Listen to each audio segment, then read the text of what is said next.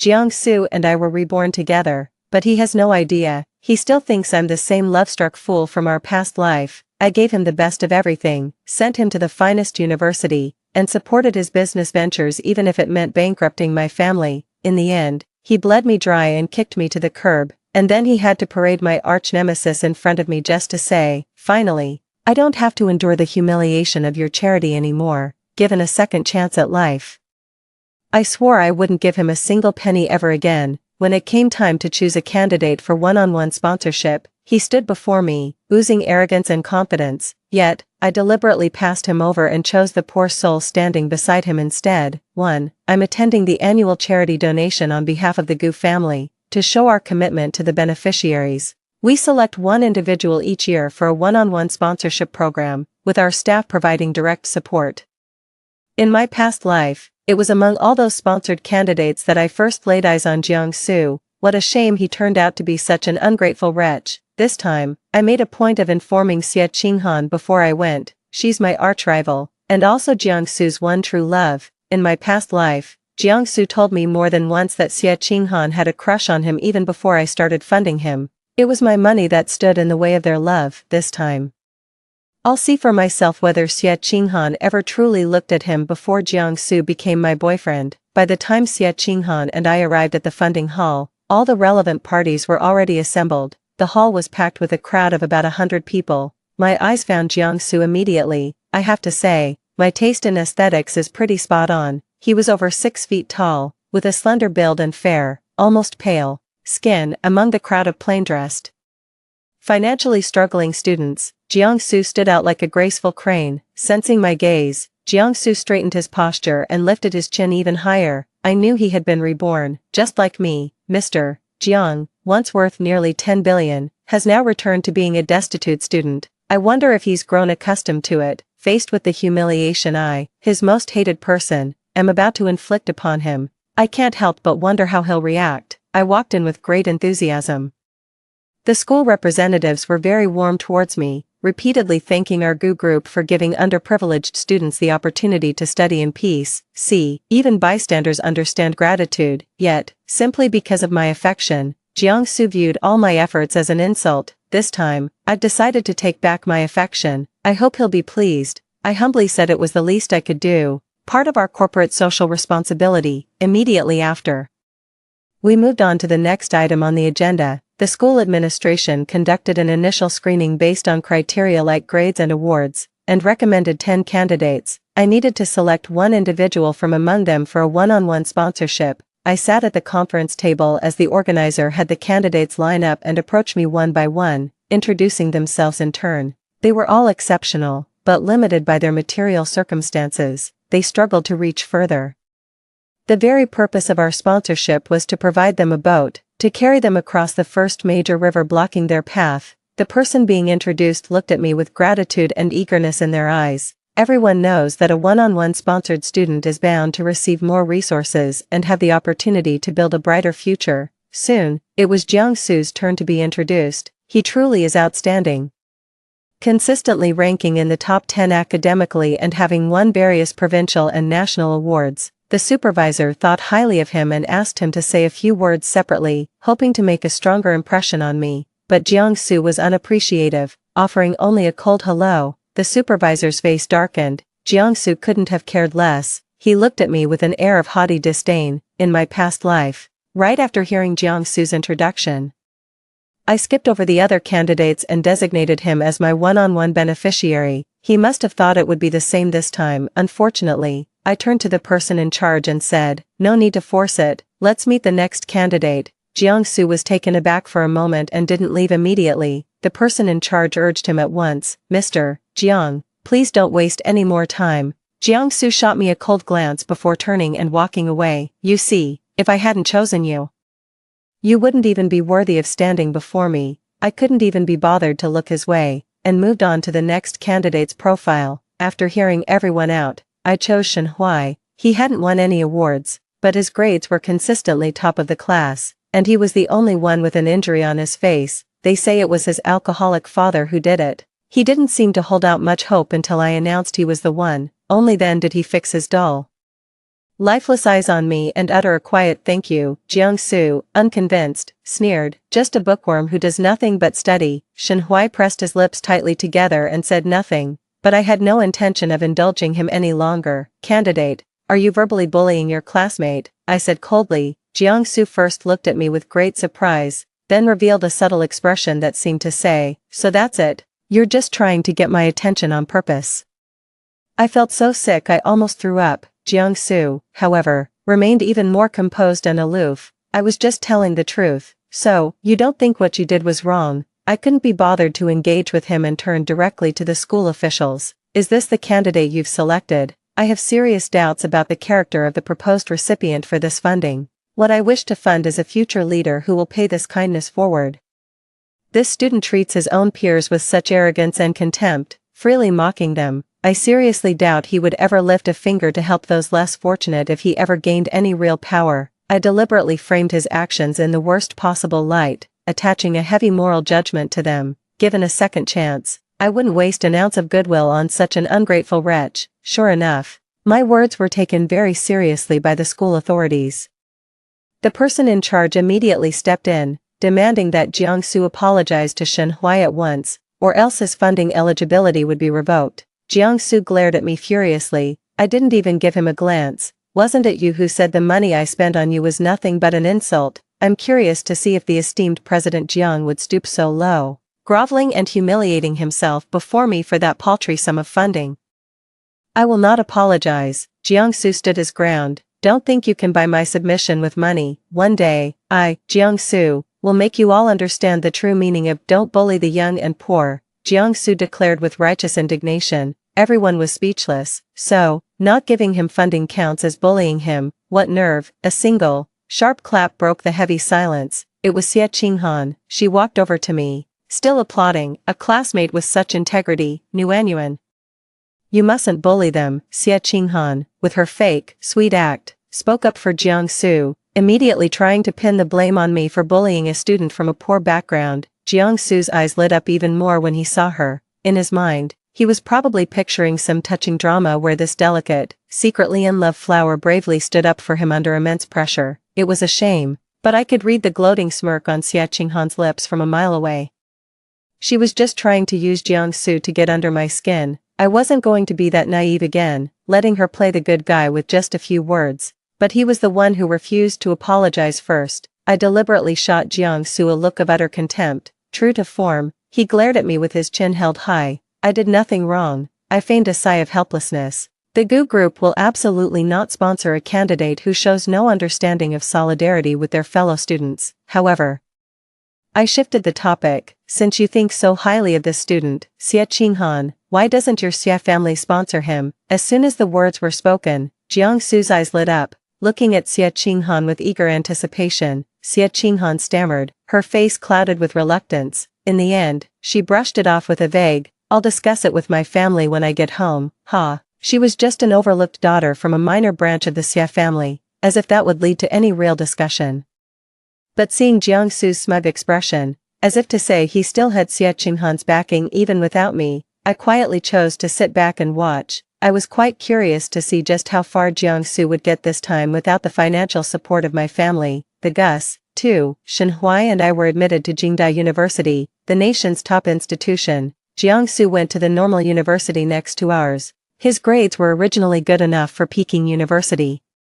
But the normal university offered subsidies, with cheap room and board, and even promised him a monthly stipend. Shenhui and I ran into Jiangsu head-on. His gaze swept over Shenhui with a dismissive once-over, a sneer curling his lips. Pretty boy, this had happened in my past life, too. Back then, I had a crush on him and would always find some excuse to be near him. Gradually, rumors started to spread that he had latched onto the young miss of the Gu family, securing himself a worry-free future. One time, I went with him to the cafeteria to get food, and someone said gold digger right to his face. Jiangsu's face instantly darkened. The person who said it walked away, looking smug. Jiangsu then turned around, flipped over my tray, and yelled at me to stay away from him from now on. The greasy food splattered all over me, and all the other students in the cafeteria were staring. I can still remember that feeling of shame so intense I wished I could just disappear. I really regret not slapping him right across the face in that moment. What a piece of work. When others criticized him, he flew into a rage out of sheer embarrassment. He became someone else, then mercilessly mocked those now standing where he once stood. I was just about to tear into him. Shenhui took a step forward, his gaze fixed directly on Jiangsu's eyes. "You're jealous of me," a flat, matter-of-fact tone. Carrying the calmness of one who sees through everything, Jiangsu took a step back, struggling to maintain his composure. "What on earth would I have to be jealous of you for?" Shenhui took another step forward. "You're jealous that I got into Kyoto University, and you didn't. You're jealous that Gu chose me, not you. You're jealous that it's me standing by Gu's side, not you." Shenhui's rapid-fire triple whammy almost made me want to applaud him. Jiangsu was clearly outmatched, after all. He couldn't in good conscience claim he chose normal university over Peking University because he looked down on the latter. In the end, he could only mutter, "I can't be bothered to argue with you," and beat a hasty retreat. Only then did Shenhui rein in his sharp, combative edge and obediently step back to my side. "Aren't you angry?" I asked. "I know that's not the case," Shenhui replied. "Good. At least this time we've picked someone with a sound mind. Unlike the last one who turned into an ungrateful wretch at the first hint of gossip." 3. I thought that after this, given Mr. Zhang's immense pride, he'd leave me alone for a good long while. I never expected him to be so adaptable. I was reading in the library when he found me. "Gunwan, I'm giving you a chance to invest in my new energy company. If you put up 50 million, I'll give you 0.1% of the company's original shares." Jiangsu stood before my desk, leaning on it with both hands. Looking down at me from above, his eyes held a mix of 3 parts mockery, 3 parts aloofness, 3 parts indifference, and 1 part condescension. It was like the aura of a domineering CEO shooting straight up to the heavens. But who in the world tries to secure investment with such an over-the-top, arrogant, and flashy attitude? I kicked the leg of the table, shoved the stool aside, and stood up. "You're too close." Jiangsu stumbled, his wrist twisting, before steadying himself. "Good."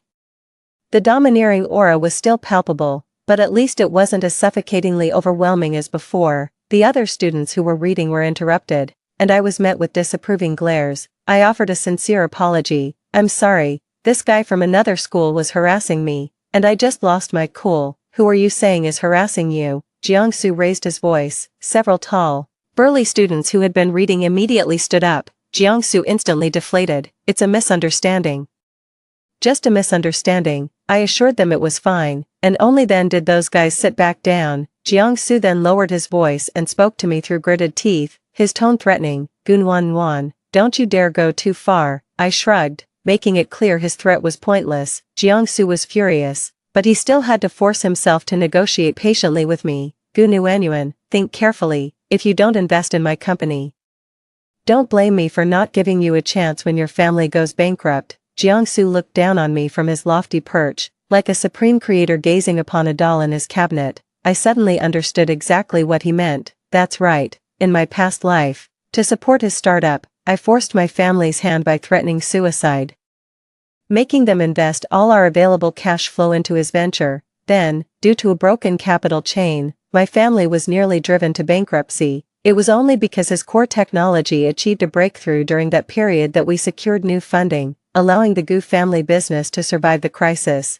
No wonder he's always so high and mighty around me. So, all this time, he's been acting as if he's our family's savior. But if we hadn't given him that huge sum of cash, how could the Gu family's capital chain have possibly broken? People like him, even if they got a second chance, would only remember the outcomes that worked in their favor. The process, or how it happened, is completely irrelevant. Now that I understand how his mind works, I have even less reason to go easy on him. "You want to secure investment. Do you even have the proper company credentials? Do you have a team? Do you have a business plan? Do you have a return on investment statement?" Jiangsu couldn't answer a single one of the barrage of questions. I looked at him with contempt. "You come to me for investment with nothing to offer. On what grounds?" "Your pretty face." I was clearly trying to be sarcastic with him, but he must have taken it the wrong way, looking at me with a face full of shame and indignation. "Gunwan, don't think you can do whatever you want just because you have a few lousy bucks. I will absolutely never yield to you." "Fine, don't invest then. See if I care. I'll be waiting to see you regret this." Then he scurried out of the library. It had a strange, almost comical sense of indignity to it. I swear to God, I just genuinely didn't want to spend money on him. Jiangsu still managed to secure the investment. Word has it that Xie Qinghan helped him secure the funds. 5 million in exchange for 51% of the original shares in his newly established company. Jiangsu instantly became the talk of the campus.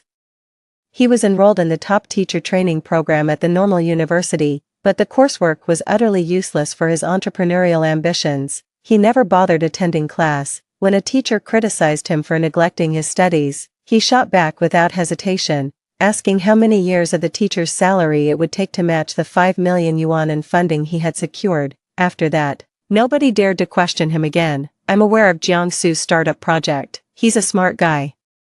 In his previous life, he was already in the new energy vehicle industry, primarily focused on battery range issues. I had a crush on him back then, so of course I thought he was brimming with talent. I used my family's connections to get him into Jing University's top-rated new energy science and engineering program. He devoted himself wholeheartedly to his studies for 4 years at university, and then, upon entering graduate school, co-founded a company with his advisor. But now, he's just a newly enrolled freshman. Even if he possesses memories from a past life, can CEO Jiang, who has been away from the technical front lines for years after serving as president for so long, really succeed in starting a business based solely on his own R&D? I'll be watching. 4. Jiangsu assembled his founding team. He tracked down everyone who had started a business with him in his past life. Unfortunately, only a few people in a similar situation to his own bought into his pitch and joined him.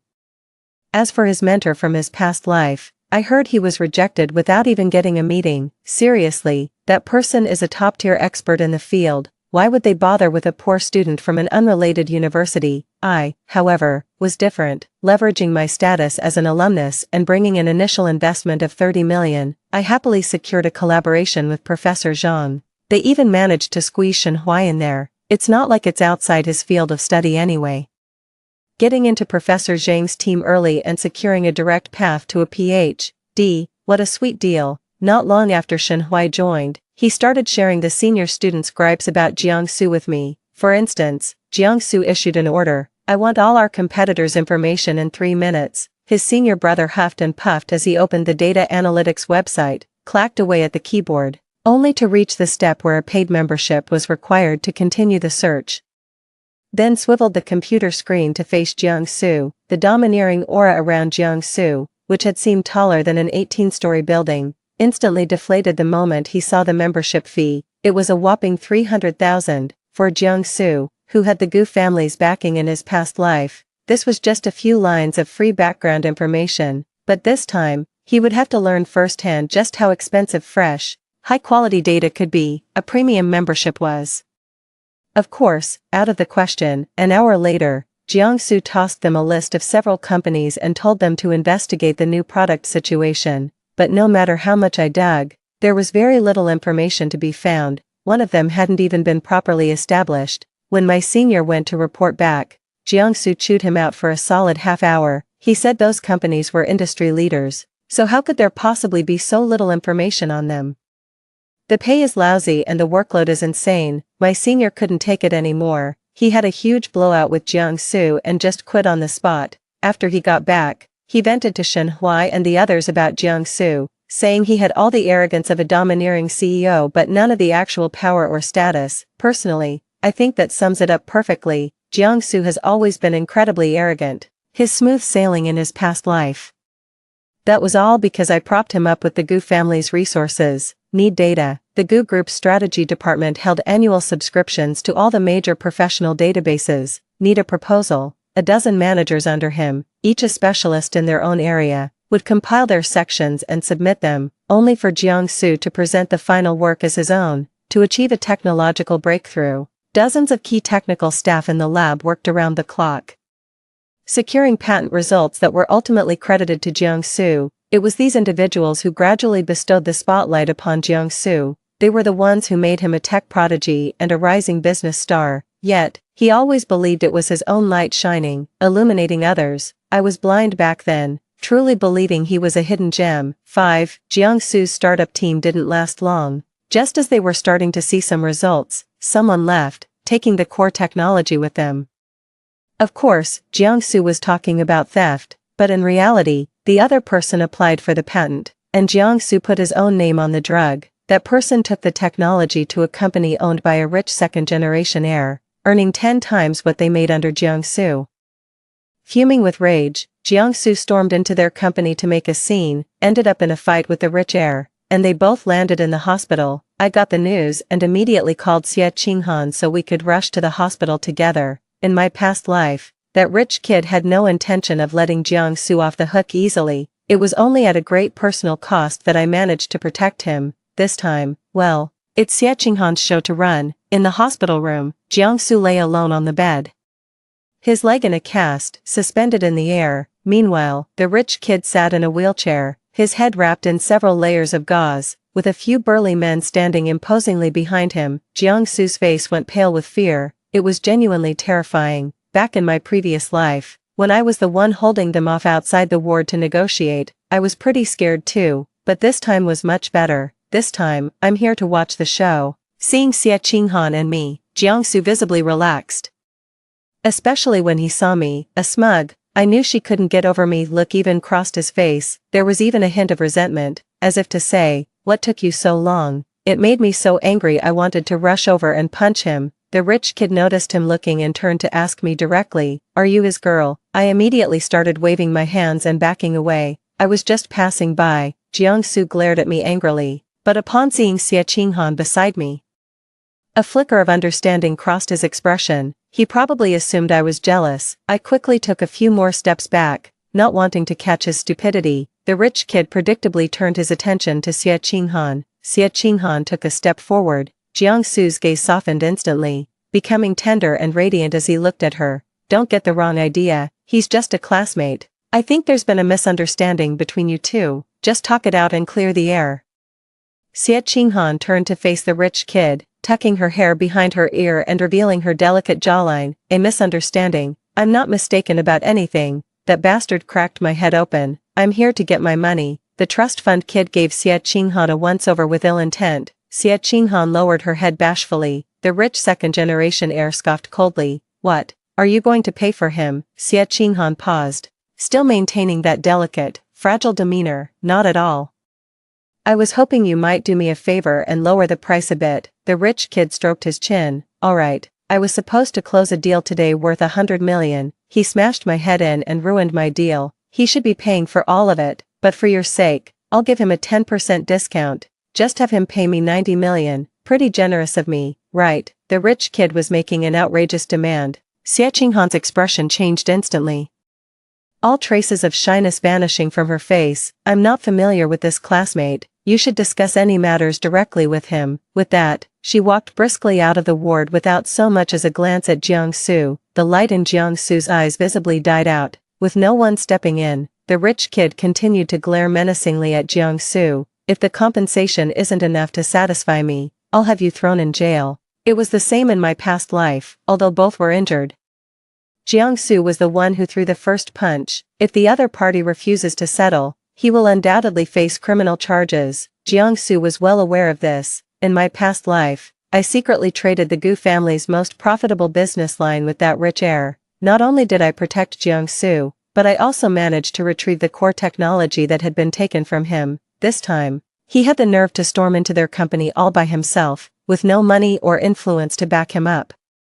He probably thought in the back of his mind that I'd be there to bail him out. Sure enough, Jiangsu looked at me. "Gunwan, as long as you help me settle this matter, I'll be your boyfriend." After saying this, he shut his eyes tightly and turned his head away. It was as if he had suffered the gravest humiliation.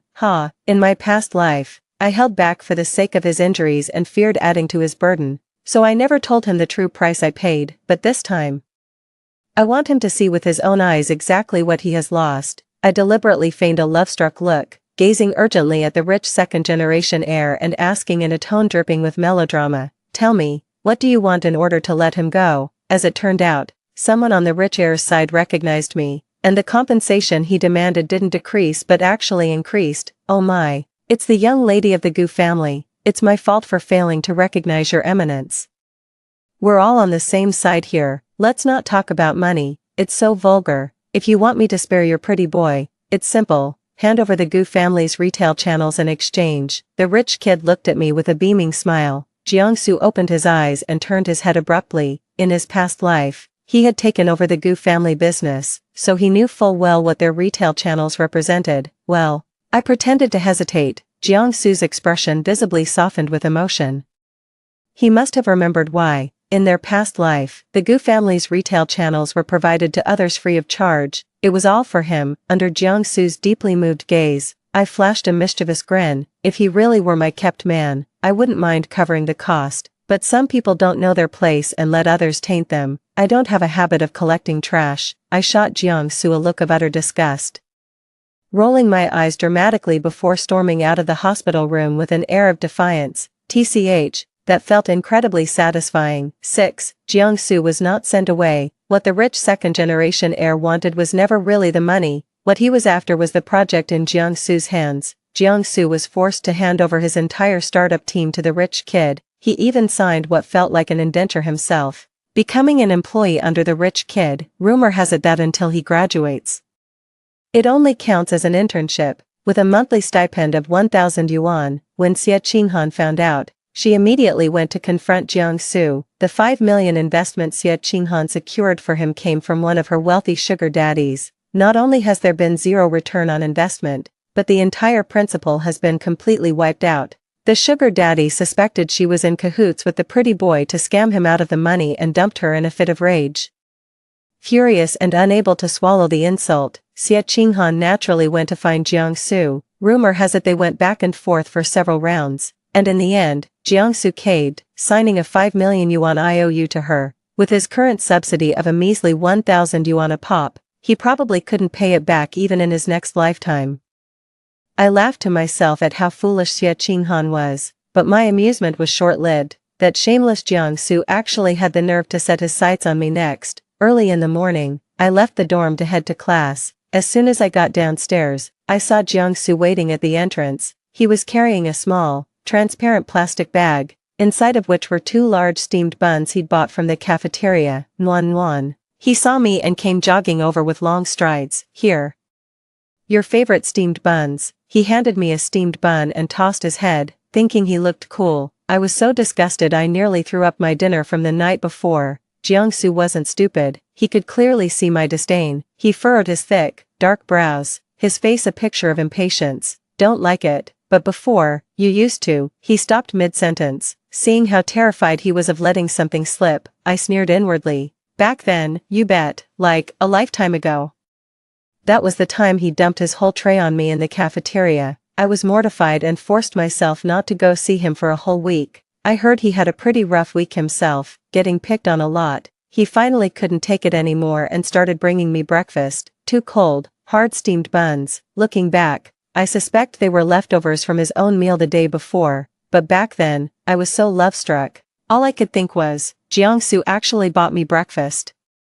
That breakfast was bought for me, personally and specially, by Jiangsu. I forced myself to choke down both steamed buns. Even though my stomach ached for 3 days afterwards, I still happily chased after Jiangsu. I really wish I could go back in time and give my past self a good slap. I don't even like steamed buns. She doesn't like steamed buns. When I turned my head, Shen Hui had somehow walked up right behind me. He was holding a pink thermal lunchbox in both hands, with a glass bottle of fresh milk resting on top of it. "I told you, you don't have to buy me breakfast every day. I feel really bad about this. Skipping breakfast isn't good for your stomach." Shen Hui handed me the milk. He happened to see me when I had a stomachache, and I offhandedly mentioned it might be because I hadn't eaten breakfast. From that day on, without fail, he prepared breakfast for me every single day, always coming up with something new. I took the milk from him. It was the perfect temperature and tasted surprisingly good. Seeing that no one paid him any attention, Jiangsu snorted coldly and turned to leave. As he passed by the trash can, he deliberately slammed it down hard. The steamed bun bounced off the trash can with a thud and fell back to the ground. Jiangsu didn't even look back. How rude. I pursed my lips. It really is a shame to waste food. Shen Hui handed me the lunchbox, walked over, picked up the steamed bun, removed the plastic bag, and placed it in the spot where students often fed the stray cats. In that moment, he seemed to glow. 7. Jiangsu didn't give up. He always had a way of showing up beside me out of nowhere. like a persistent fly that just won't go away. In class, he'd save a seat for me ahead of time and wave at me from across the room. I complained directly to the teacher, saying someone was disrupting my studies. When I went to the cafeteria, he was in the long line and insisted I cut in front of him. I turned and headed for the stir-fry canteen on the 3rd floor. When I went home for the weekend, he was waiting downstairs, saying he wanted to take a walk with me. I handed my bag to my assistant and got into the waiting luxury car. I was utterly fed up. After Shenhui found out, he made more time to spend with me. He was already swamped with his own coursework, and on top of that, he was part of a professor's research project, leaving him with very little time to rest. Yet, whenever he was with me, he was never in a hurry. In the evenings, after he finished studying, we would feed the stray cats together downstairs at the dormitory. The kittens were wary, yet always eager to eat. I broke the cod sausage into small pieces in my palm, and the kittens came over as soon as they caught the scent. Their damp, soft little tongues licked my palm, sending a tingling sensation that was utterly heart-melting. I can't believe I'm actually jealous of a cat. Shenhui spoke up suddenly, his voice so low it was almost inaudible. I turned my head and saw his eyes, bright and glistening. Only then did I realize how close we were standing, arm against arm, through the thin fabric of our sleeves. I could almost feel the warmth of his skin. A gentle breeze drifted by, carrying the fresh, clean scent of grass and leaves. It wasn't the trees, it was Shenhui. I tilted my head back slightly, feeling a little intoxicated. What the hell are you doing? A furious shout shattered the moment. Jiangsu stood behind us, his face a mask of fury. The kittens, startled, scattered in all directions. Jiangsu's gaze was locked on me, his expression suggesting he wanted to tear me apart any second. Shenhui stood up, placing himself between us. I tossed the last bit of fish sausage in my hand, stood up, dusted off my palms, and stepped out from behind Shenhui. Who do you think you are, to question me? I stared into Jiangsu's eyes, my face expressionless. I am, Jiangsu's voice was hoarse, his throat as if locked tight. His expression shifted from anger to confusion, from confusion to regret, and finally, a trace of pain flickered across his face. You are mine. He gazed at me with an unyielding intensity, as if I were the most precious treasure in the world. It's a pity, but I don't believe it's true. Even if it were true, it's far too late now. I reined in my emotions and turned to face Shenhui. You should head back early.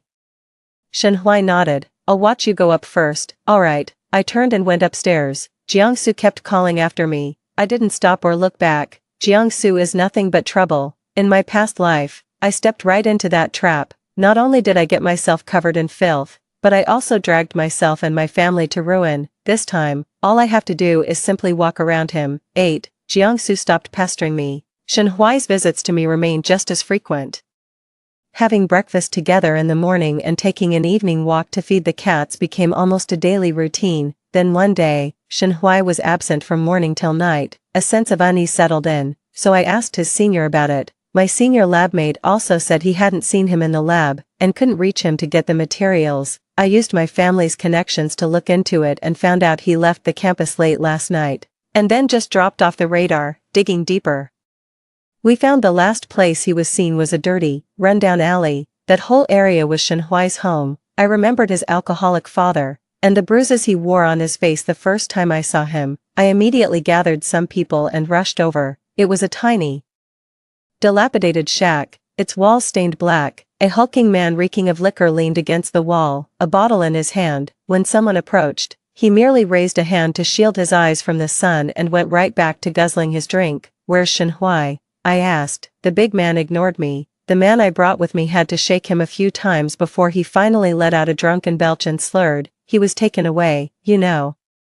That little brat thinks I can't find him just because he doesn't come home. It's all because someone came looking for him, practically begging to have him pay off my debts. The drunkard swayed, clutching his bottle. Something flashed through my mind, but it was gone before I could grasp it. In the end, someone had to step up and slap him twice before he covered his head, begged for mercy, and gave up the name of his creditor, Brother Biao.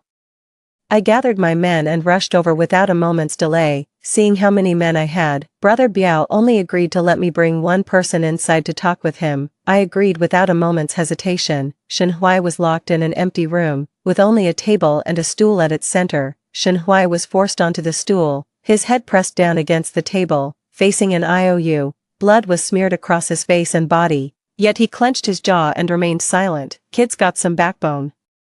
With a wave of Biao Ji's hand, his underling released Shen Huai. It was only then that Shen Huai noticed me, his eyes instantly blazing with fury. What are you doing here? Shen Huai tried to get up and come over, but someone shoved him back down hard. Don't be in such a hurry, kid. I see your little sweetheart here is doing pretty well for herself. Maybe she can help you pay off your old man's gambling debt. Wouldn't it be nice for the two of you to just walk out of here, safe and sound? Brother Biao walked over, picked up the IOU, and spread it open in front of me. Look at your outfit, sweetheart. A couple million must be nothing to you. Why don't you help the kid settle this? I'll see you both out with the utmost respect. How about that? I glanced at the figure on the IOU. Over 2 million, I'll pay it. I agreed without a moment's hesitation. Shen Huai's eyes dimmed for an instant before he began to struggle violently. Bring the IOU here. I'll sign it. I'll sign it. Leave her alone. Shen Huai's voice trembled with emotion. My heart ached for him, and I just wanted to pay and get him out of there. Then, one of Biao Ji's men leaned in and whispered something in his ear, and Biao Ji's expression instantly changed. Ah, a young lady from the Gu family. My apologies for the disrespect. A mere million or so. If word got out, people would say Brother Biao here doesn't think much of you. With a wave of his hand, Brother Biao summoned someone to hand over a new IOU. The amount was 100 million, with a daily interest rate of 1%. Brother Biao pointed to the signature line. Sign right here, Miss Gu, and we can work everything out. This was getting a bit too greedy. I pressed my lips together and said nothing. Biao's men began to slowly close in. The bodyguards I brought were on high alert, as the two sides were locked in a standoff. Someone smashed the door open. It's the police. I had already arranged for the police to be called before I even walked in. The cops' response time certainly didn't disappoint. Biao and his crew were clearly rattled. Someone, in a panic, pulled a gun on me. The moment the gunshot rang out, my mind went completely blank. It wasn't until warm blood began to drip onto my hand that I realized I was being held tightly in a warm embrace. It was Shen Huai. 9. Brother Biao was arrested. Shen Huai was hospitalized. The investigation revealed that Jiang Su was the one who called Shen Huai out in the middle of the night. Unfortunately, he insisted he was just passing on a message from Shen Huai's father. No charges could be brought. Jiang Su gave his statement and left the police station, but both Shen Huai and I knew he was involved. While Shen Huai was in the hospital, Jiang Su had the nerve to visit. Shen Huai was lying half-propped on the bed, a wound in his shoulder. I was beside him, feeding him bird's nest soup. He was a little embarrassed at first. The moment Jiang Su walked in, he took the spoon I offered into his mouth, drank slowly, and then looked at me as if asking for more. I couldn't help but laugh. Jiang Su stared at us with a dark, contorted expression. Gunwan, what's so great about him? Is the son of a gambler really worth all this to you? Or do you just get a kick out of toying with poor kids like this? Jiang Su was starting to lose his mind.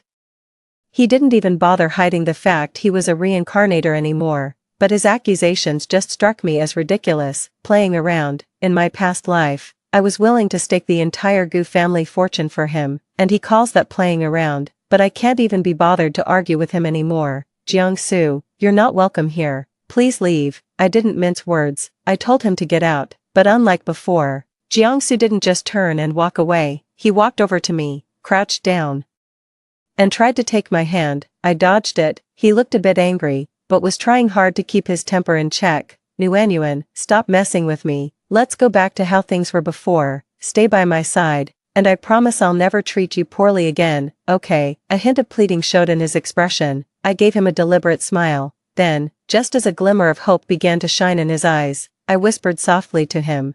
I don't want it. It was just like in my past life. When I begged and pleaded with him, desperate for him to spare the Gu family and my parents, with Xie Qinghan on his arm, he stepped on my hand and said, I don't want it. 10. Shen Huai recovered remarkably fast. The very day he was cleared to leave the hospital, he reported back to the lab. My parents were so shaken by what happened with Biaoge that I had to run back and forth between school and home. Life was quiet. Until one day, I noticed my father looking rather downcast. I only found out after asking that something had gone wrong at the family business. A long-standing client was suddenly poached by a competitor. Every time we submitted a bid, our bottom line was always figured out by the competition. Even our once proud retail channels are constantly being meddled with. And the ones doing the meddling are none other than that rich kid who got into a fight with Jiang Su. they're poking and prodding here and there. It's not enough to cripple the Gu family business.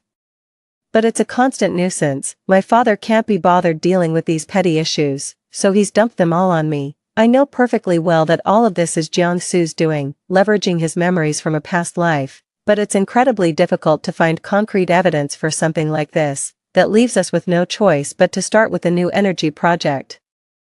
Ever since Jiangsu's team was taken over by the Trust Fund Kids group, things haven't been going smoothly at all. After hitting one wall after another, he remembered Professor Zhang, who collaborates with me. He had been reaching out to Professor Zhang on the side. Little did he know, Professor Zhang often recounted his antics to me as a joke. When that door closed with Professor Zhang, he set his sights on Shenhuai's senior colleagues. Shenhuai mentioned to me that someone seems to be interested, but hasn't made a move yet. My original plan was to have Professor Zhang transfer that senior student away from the project. For now, I've asked Shenhuai to keep an eye on that senior student, but not to tip our hand. The new energy project is making rapid progress. Professor Zhang filed for a patent with his students under the guise of collaborative research. The patent had just been granted when Jiangsu filed a lawsuit against Professor Zhang at our Gu Corporation. The accusation was that we had stolen their technology. The key witness was that senior fellow apprentice he had bribed. Not only that, but he also took the matter online, attempting to use public opinion to damage the Gu family's reputation. Gu Nuanyuan, if you just come back to me obediently, I'll drop the lawsuit. Before the trial, Jiangsu looked at me with absolute confidence. How ridiculous. In my past life, I gave him my all, yet he cast me aside like a worn-out shoe. In this life, I've opposed him at every turn, yet he's the one who keeps coming after me. In your dreams, I gave a cold smile and walked right past him. In the courtroom, Jiangsu was utterly overbearing. They presented a comprehensive comparison of all the data, forcefully arguing that their research and development came first. In contrast, we only put forward two pieces of evidence. The first was video footage, surveillance video showing the bribed senior student illicitly copying the lab data and then privately handing it over to Jiangsu. Another key piece of evidence is the comparison of the genuine core data. What that senior student copied and took was not the real data at all. Yet, Jiangsu, holding two completely different sets of data, accused us of plagiarism. The verdict was a foregone conclusion. Furthermore, our attorney filed a counterclaim in court. Jiangsu instructed others to steal data, constituting an act of unfair competition. Accusing us of plagiarism without cause amounts to malicious prosecution. Spreading false information online is an act of defamation that damages business reputation. Multiple charges were substantiated, and the case was officially filed in court. A verdict couldn't be delivered on the spot, but Jiangsu won't get away with this. 11. Before the verdict was announced, Jiangsu asked to see me one last time. I'm going. Shenhuai went too, and was waiting for me not far away. Jiangsu watched Shenhuai walk away, letting out a cold sneer. I can't believe you still have the nerve to like that penniless guy. I know, he can tell I've been reborn too. Ingratitude and repaying kindness with malice is a matter of character, not poverty. I couldn't be bothered to keep up the pretense any longer. So, you have been reborn after all. You and I are the same. We're cut from the same cloth. Jiangsu fixed me with an intense, burning gaze. I was genuinely curious how he could have the sheer audacity to think I'd ever take him back. Jiangsu, I rarely ever called him by his name. He looked over, his eyes full of anticipation. I gave a slight smile. I wonder if you still remember. You still have an IOU for 5 million. Jiangsu's face stiffened. I couldn't be bothered to keep up the pretense with him any longer. Jiangsu, to be honest, seeing you like this makes me quite happy. In our past life, it was me who liked you, which always made you feel superior to me. It was my affection that let you climb on my shoulders to reach a place you never belonged, yet you showed no gratitude, even complaining that this ladder of mine was dirty. If you found it so repulsive, you could have just told me. You reveled in everything I gave, all while wanting to grind me into the dirt. Even if I could do it all over again, I have nothing to apologize to you for.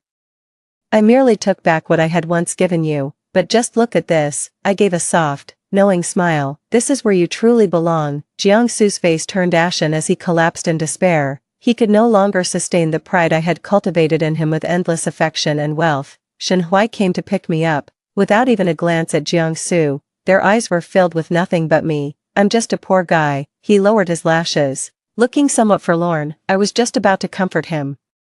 He lifted his face and looked at me with a radiant smile. But I won't always be. He waved his phone at me, showing a text message on the screen. Your new patent application has been approved. Story 2. I took meticulous care of the paralyzed Zhou Yuan for 2 years, and everyone assumed the first thing he'd do upon standing up would be to marry me. Only I asked on the night of his successful surgery, "Do you still want to marry me?" He hesitated, and in the end, that simple answer never left his lips. I chuckled softly. I understand. I took off the ring and left without hesitation that night the place I had lived for 2 years. 1. Do you still want to marry me? Zhou Yuan was slightly stunned upon hearing these words, staring at his legs for a long time without speaking. The noise outside came through the unclosed door crack. The doctor said Brother Zhou's surgery was very successful, and he'll recover completely in less than half a month.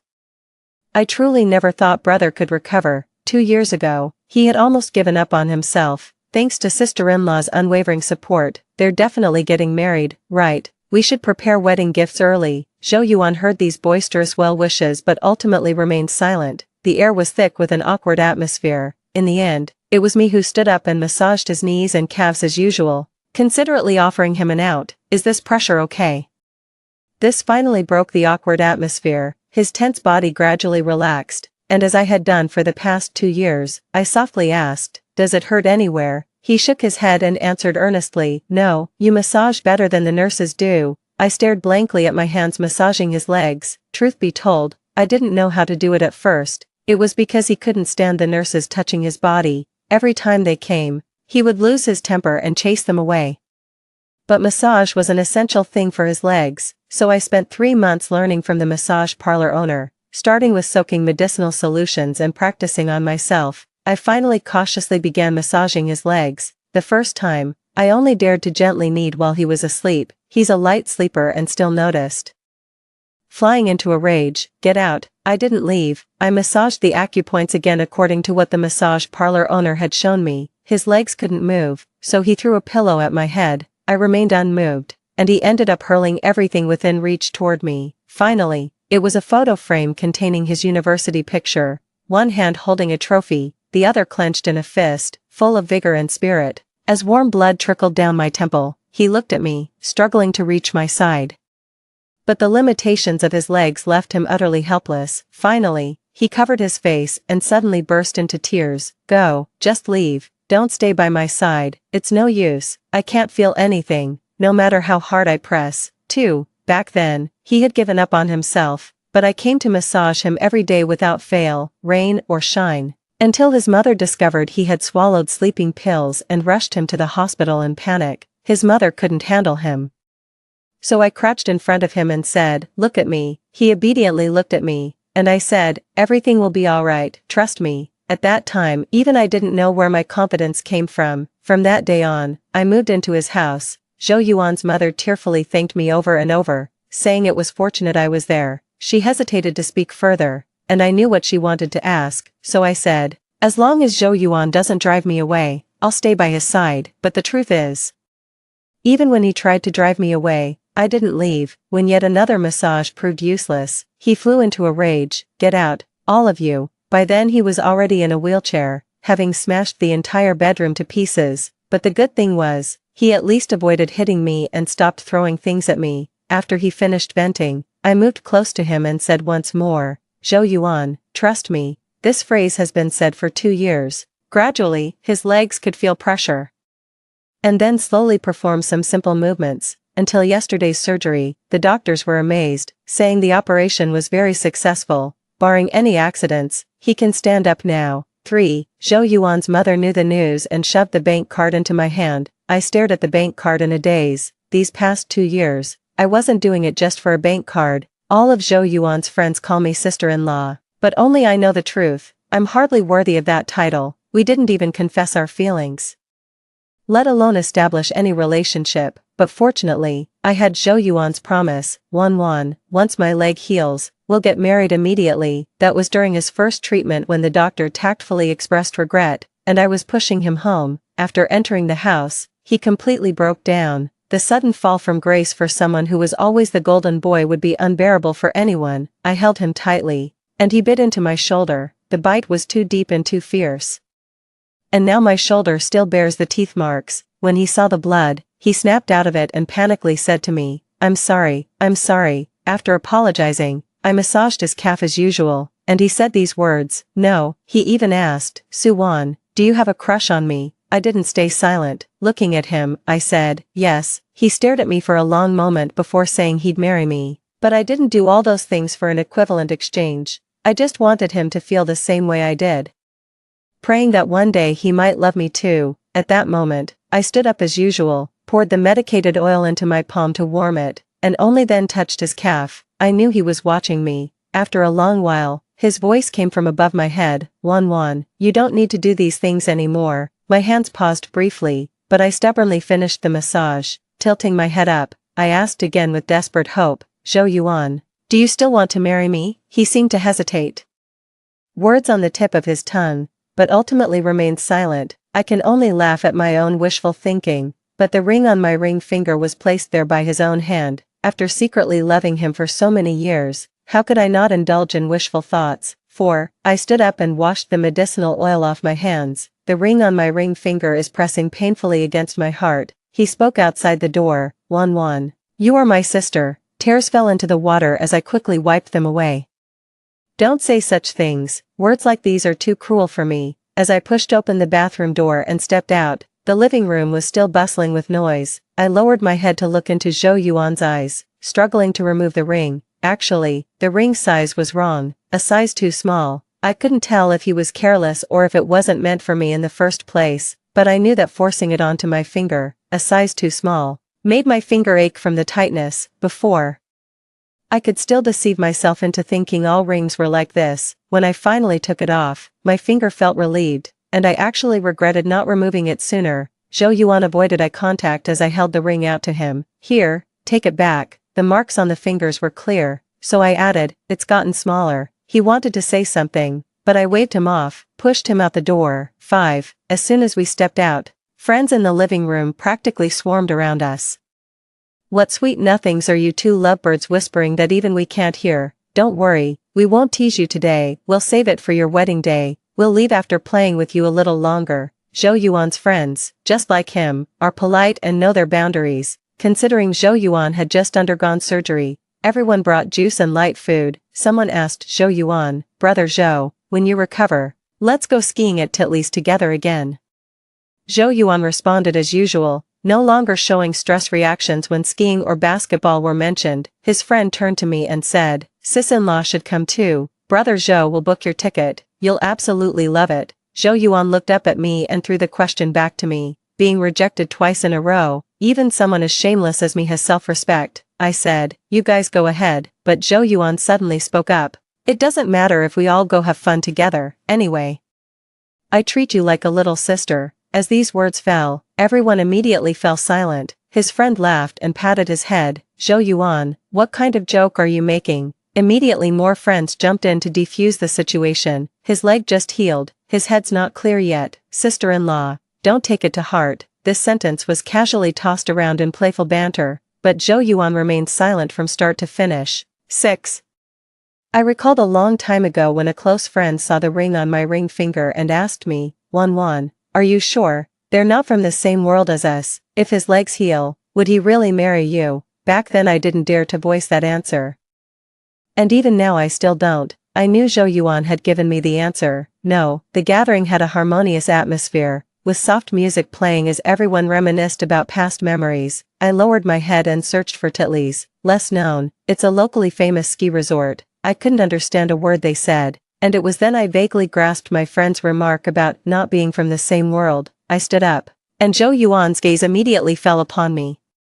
I returned to my own bedroom, though to call it mine would be a stretch, as everything in it was furnished by Zhou Yuan's mother. I made a call to the woman who had tearfully thanked me 2 years ago. Rubbing my fingertips, I asked, Auntie, about that bank card of yours. She seemed eager for me to bring it up, cutting me off before I could finish. The pin is 6 zeros. Take whatever you need. Thank you for looking after Zhou Yuan these past 2 years. I let out a heavy There was nothing to pack. I threw my only few pieces of clothing into the trash. I left the house with that card. Passing through the living room, Zhou Yuan's friend asked me, Sis, it's so late, what are you doing? I didn't want to put Zhou Yuan in a difficult position, so I smiled brightly. I'm hungry, I'll go out for a bowl of wontons. they were clamoring to order takeout, but I refused. A single takeout order would cost you hundreds. It's not worth it.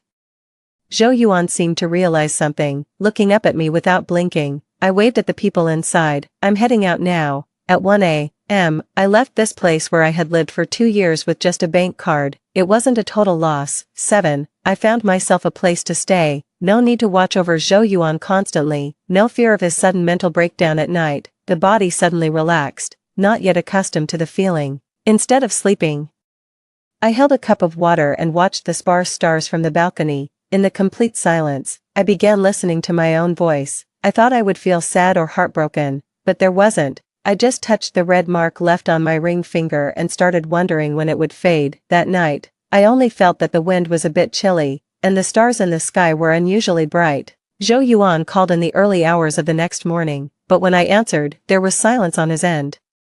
In the end, I was the one who spoke up. Is there something you need? He finally spoke tentatively. Suwan, I'd like custard buns for breakfast. After becoming paralyzed from the waist down, he refused to eat. I tried one thing after another, but he kept his mouth shut, refusing to take a single bite. Finally, my tears fell to the ground as I begged, please take just one bite, you can't go without eating. Perhaps annoyed by my crying, he finally frowned and bit into the custard bun.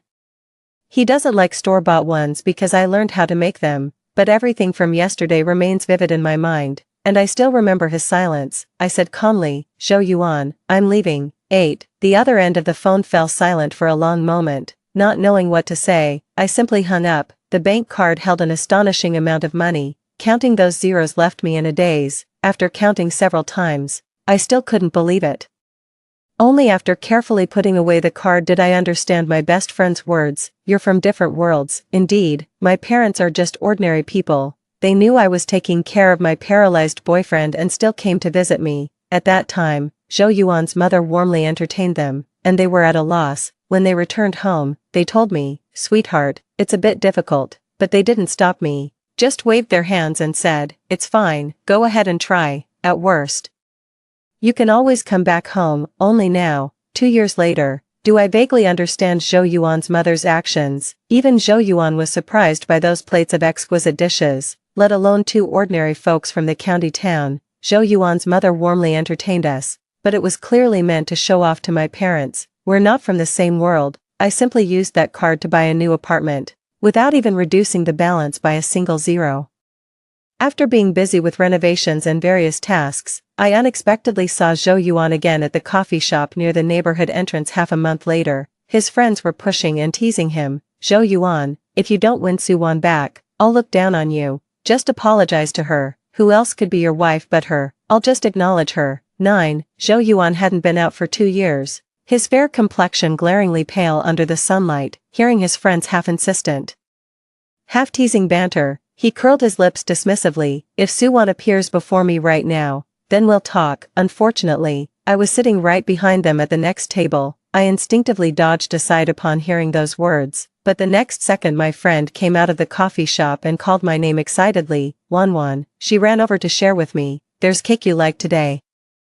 Zhou Yuan and his table immediately fell silent as I watched their gazes follow my friend's movement and land on me. My friend placed the cake in front of me and asked with confusion at my sudden change of expression, what's wrong? She tensed up instinctively because of my expression. Then I realized it was just their group making a fuss. Why should I let them affect my mood? My expression changed. It's fine, sit down. You still remember I like this cake, huh? This single sentence opened the floodgates of conversation. Being too close, Zhou Yuan's table's voices inevitably carried over. It's heaven's will. Zhou Yuan, you should go apologize. Such a wonderful sister-in-law. I don't believe you'll meet a second one like her. Let me tell you, if you don't explain clearly, we can't be friends anymore. I recognized every voice. They had each come to visit Zhou Yuan when he was paralyzed in bed. Among them was a girl who had a crush on Zhou Yuan. When she went into the room to see Zhou Yuan, he deliberately spilled water on her skirt. The weather is hot, the skirt is thin, and when it gets wet, the skin becomes immediately visible. The girl stood there awkwardly, and I handed her a shawl. Zhou Yuan's expression was cold as he looked at her and sneered, you still like me even like this? The girl's eyes were red, and I gently closed the door. After coming out, she lifted her head proudly and said to me, I don't want to like Zhou Yuan anymore. He's not worth it. After saying that, she left holding up her dripping wet skirt, but turned back halfway, watching me clean up the water stains from her skirt in the living room. She awkwardly said, "But you're really nice, thank you. You shouldn't like Zhou Yuan either. He's not good enough for you." After saying that, she quickly ran away. Later we became friends and would exchange gifts during holidays. The people around Zhou Yuan aren't bad. I was lost in these thoughts while listening to my friend's words. It was when Zhou Yuan's voice sounded that I realized he was standing beside me. He called my name, Suwan. I looked up instinctively, his brows furrowed tightly, but when he saw me, he suddenly seemed unable to speak. His friends behind him started teasing, "Zhou Yuan, apologize and win your girl back." Hearing this, Zhou Yuan's frown deepened. But now I don't need his apology. Relationships should be based on mutual willingness. Besides, didn't I take the bank card? I still haven't counted all the zeros in the balance. One can't have their cake and eat it too. Zhou Yuan stood dumbfounded before me as I spoke to his conflicted expression. "No need, I don't need apologies." Hearing this, he breathed a sigh of relief, turned halfway, then looked back at me and asked, "When are you going back?" Perhaps I didn't explain clearly last time, so this time I made it more explicit. "I'm not going back." Zhou Yuan seemed lost in thought, staring at me heavily before finally responding with a quiet He turned back to his own desk, where his familiar friends were all watching the commotion. "So, did you win her back? When are you two getting married? When will I get my wedding candies?" "I won't get married." Zhou Yuan's voice was light, carrying a hint of impatience. The entire table suddenly fell silent. Zhou Yuan repeated it again, his voice unconsciously rising.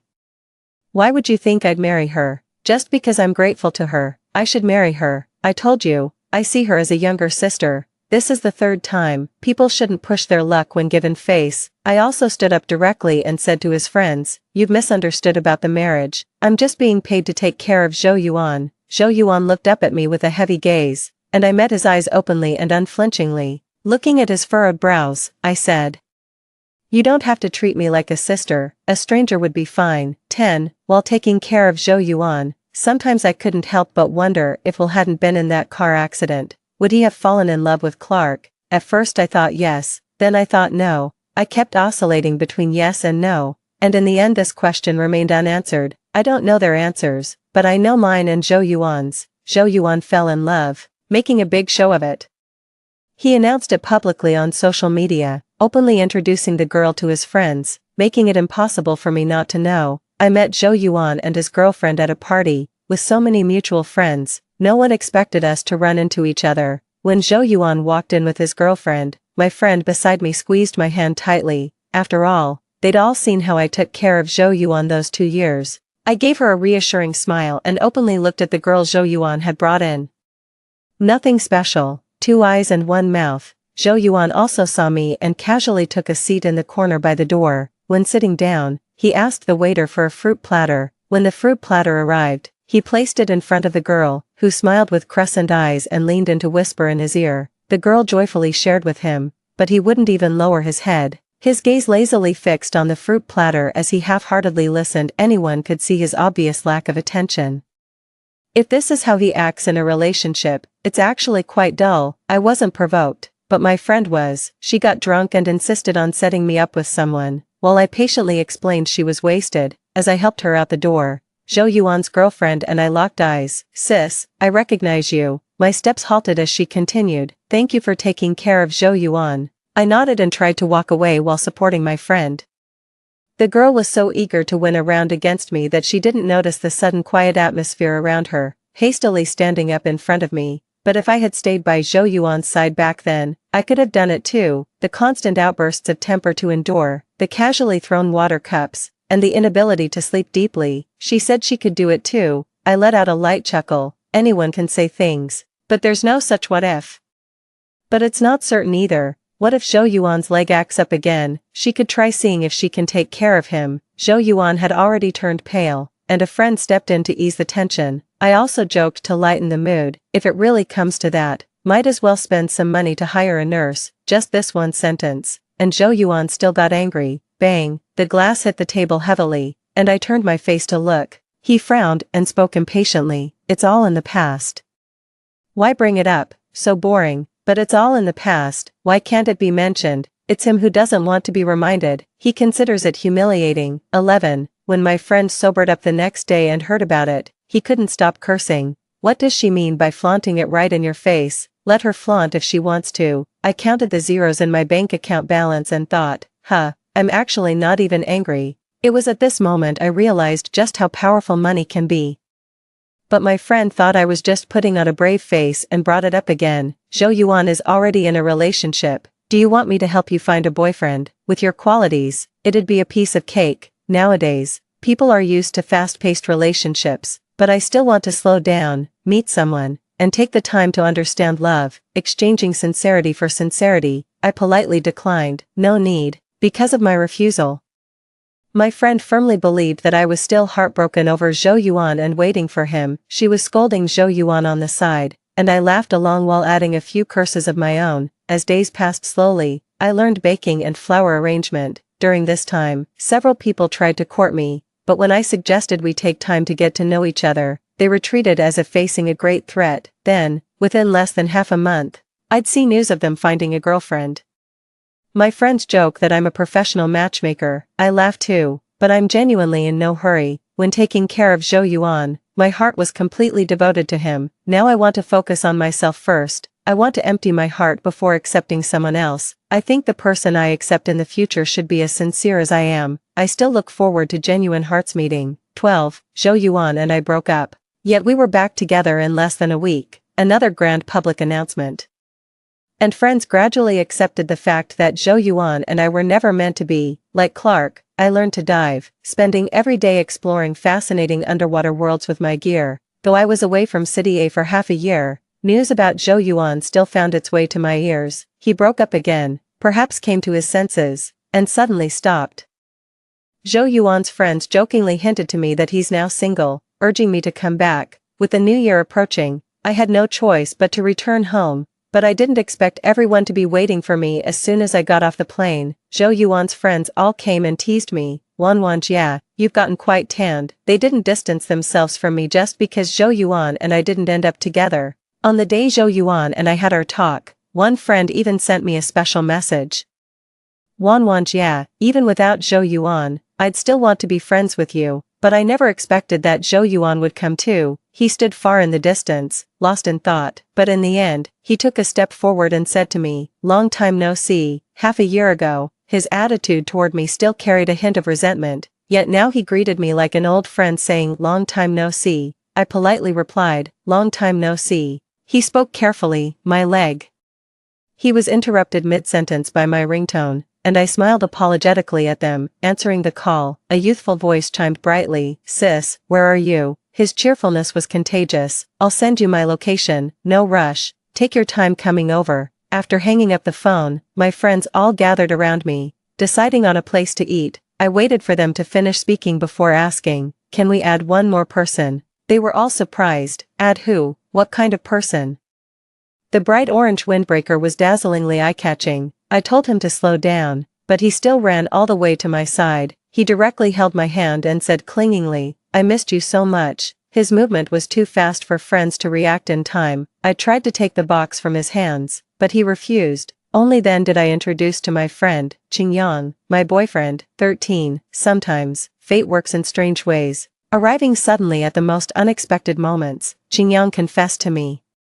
And as usual, I told him to take it slow. Honestly, I had prepared myself for him to give up after 2 weeks, but I never expected him to persist for so long. By the time I came to my senses, traces of him were everywhere around me. I'm not young anymore, and when people around me hear me say take it slow, they think I'm stringing them along. But young people wouldn't think that way when they hear take it slow. They truly mean taking it slow, sincere and passionate. You've kept it well hidden. If it weren't for this trip back, we probably wouldn't have met. No way, you're paying for this meal. It's not that I hid well enough, but I never expected him to come back with me. I missed my flight due to traffic, and when rescheduling for the next one, he pitifully messaged, "Why aren't you here yet? I hate you." Only then did I realize he had bought the seat next to mine to surprise me, but we ended up missing each other by sheer coincidence. He had landed early and was waiting at the airport, and we had just reunited. My friends were still teasing, and I raised my hand with a smile, saying, my treat, my treat. Qingyang mimicked my gesture of raising his hand and copied my tone, saying, my treat, my treat. He has an outgoing personality and quickly became familiar with his friends. When they sat down at the restaurant, Qingyang joined them unexpectedly, and the seating turned out to be just right. Only then did someone notice Zhou Yuan hadn't arrived. They called him, and Zhou Yuan's voice sounded unclear. My legs suddenly felt bad, so I went to the hospital. How could they possibly fit in this situation? So sudden. Are you okay? What did the doctor say? It's fine. The doctor just said I need some rest. You guys go ahead and eat. I'll treat you next time. Although Zhou Yuan said that the previous incident was too serious, and his family background was a factor. Seeing their troubled expressions, I took the initiative to offer a way out. You should go check on Zhou Yuan. This meal can happen anytime. Just as Qingyang and I were tired, we wanted to go back and rest. Qingyang wasn't angry about the sudden turn of events either. Cheerfully seeing them off, I took Qingyang home, and along the way he excitedly pointed at the flowers and plants by the roadside, asking all sorts of questions. He had endless things to say every day, even stopping to chat with dogs on the street. When I got home, no one could have imagined that the person from the hospital was actually standing at my doorstep. Qingyang's grip on my hand paused as he saw Zhou Yuan step forward and speak first. Brother Zhou Yuan, is that you? His voice carried a hint of laughter, appearing exceptionally amiable. Even addressing him as brother, I instinctively glanced at him. Zhou Yuan smiled at him but didn't answer his question. He looked at me and called out, Suwan, 14. His gaze fell upon me. Long time no see, he said again. Even though Qingyang was being ignored, he didn't show any unhappiness, just obediently held my hand and stood by my side. Zhou Yuan seemed about to say something more, but I stepped forward to interrupt him and proactively introduced Qingyang. This is my boyfriend, Qingyang. Upon hearing this, Zhou Yuan forced a smile at the corner of his mouth and after a long pause responded quietly, After speaking, he added, there might be something wrong with my leg. Qingyang spoke up at the right moment, anxiously concerned. If there's a problem with your leg, you should go to the hospital immediately. He patiently asked, do you need me to call an ambulance for you? After taking out his phone, he explained earnestly, after all, my girlfriend isn't a doctor. Zhou Yuan ignored him and called out to me again, Wan Wan. Qingyang ignored him and asked me directly, sister, why isn't he paying attention to me? How should I know why Zhou Yuan is ignoring him? Zhou Yuan called out to me again, Wan Wan. Qingyang kept pestering me, bringing his face close to mine and asking, sister,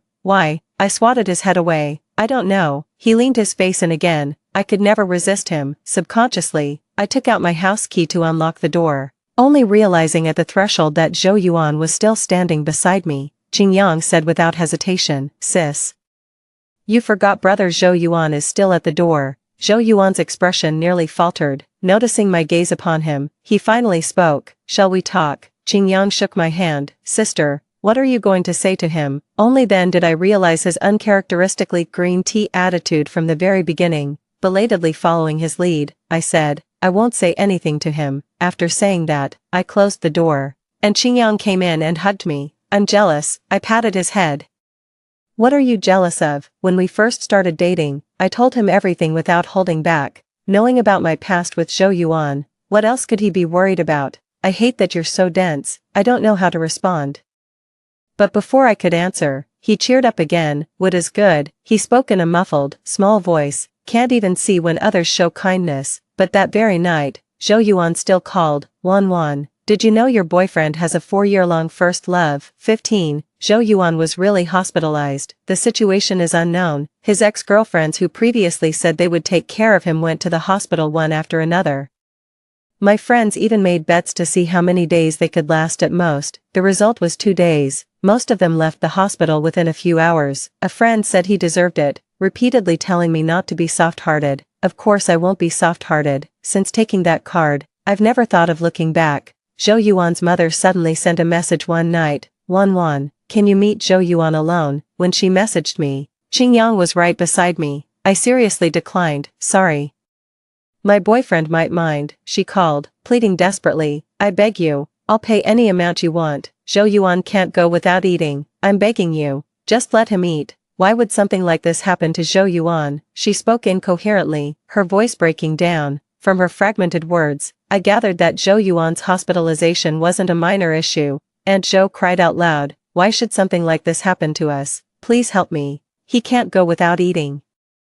Qingyang sat obediently aside, not wanting to put me in a difficult position, and generously said, "Meeting once is no big deal, don't worry about me, but it doesn't matter anymore, why insist on this one meeting? And once I meet them once, they'll use it as an excuse to make me meet countless times." I remained firm with the distraught woman. "I'm sorry, I don't owe you anything, I have my own life to live, and so does Zhou Yuan." The next day, I learned from a friend that Zhou Yuan's leg had developed issues. The small probability event the doctor mentioned had actually happened to him. After standing up, his muscles atrophied, and it was very likely he'd have to return to his previous way of life. During that time, even when I stayed by his side, he could hardly bear it, not to mention having experienced the feeling of standing up again. Now there's another problem. Being told I might be paralyzed, I didn't reply to that message.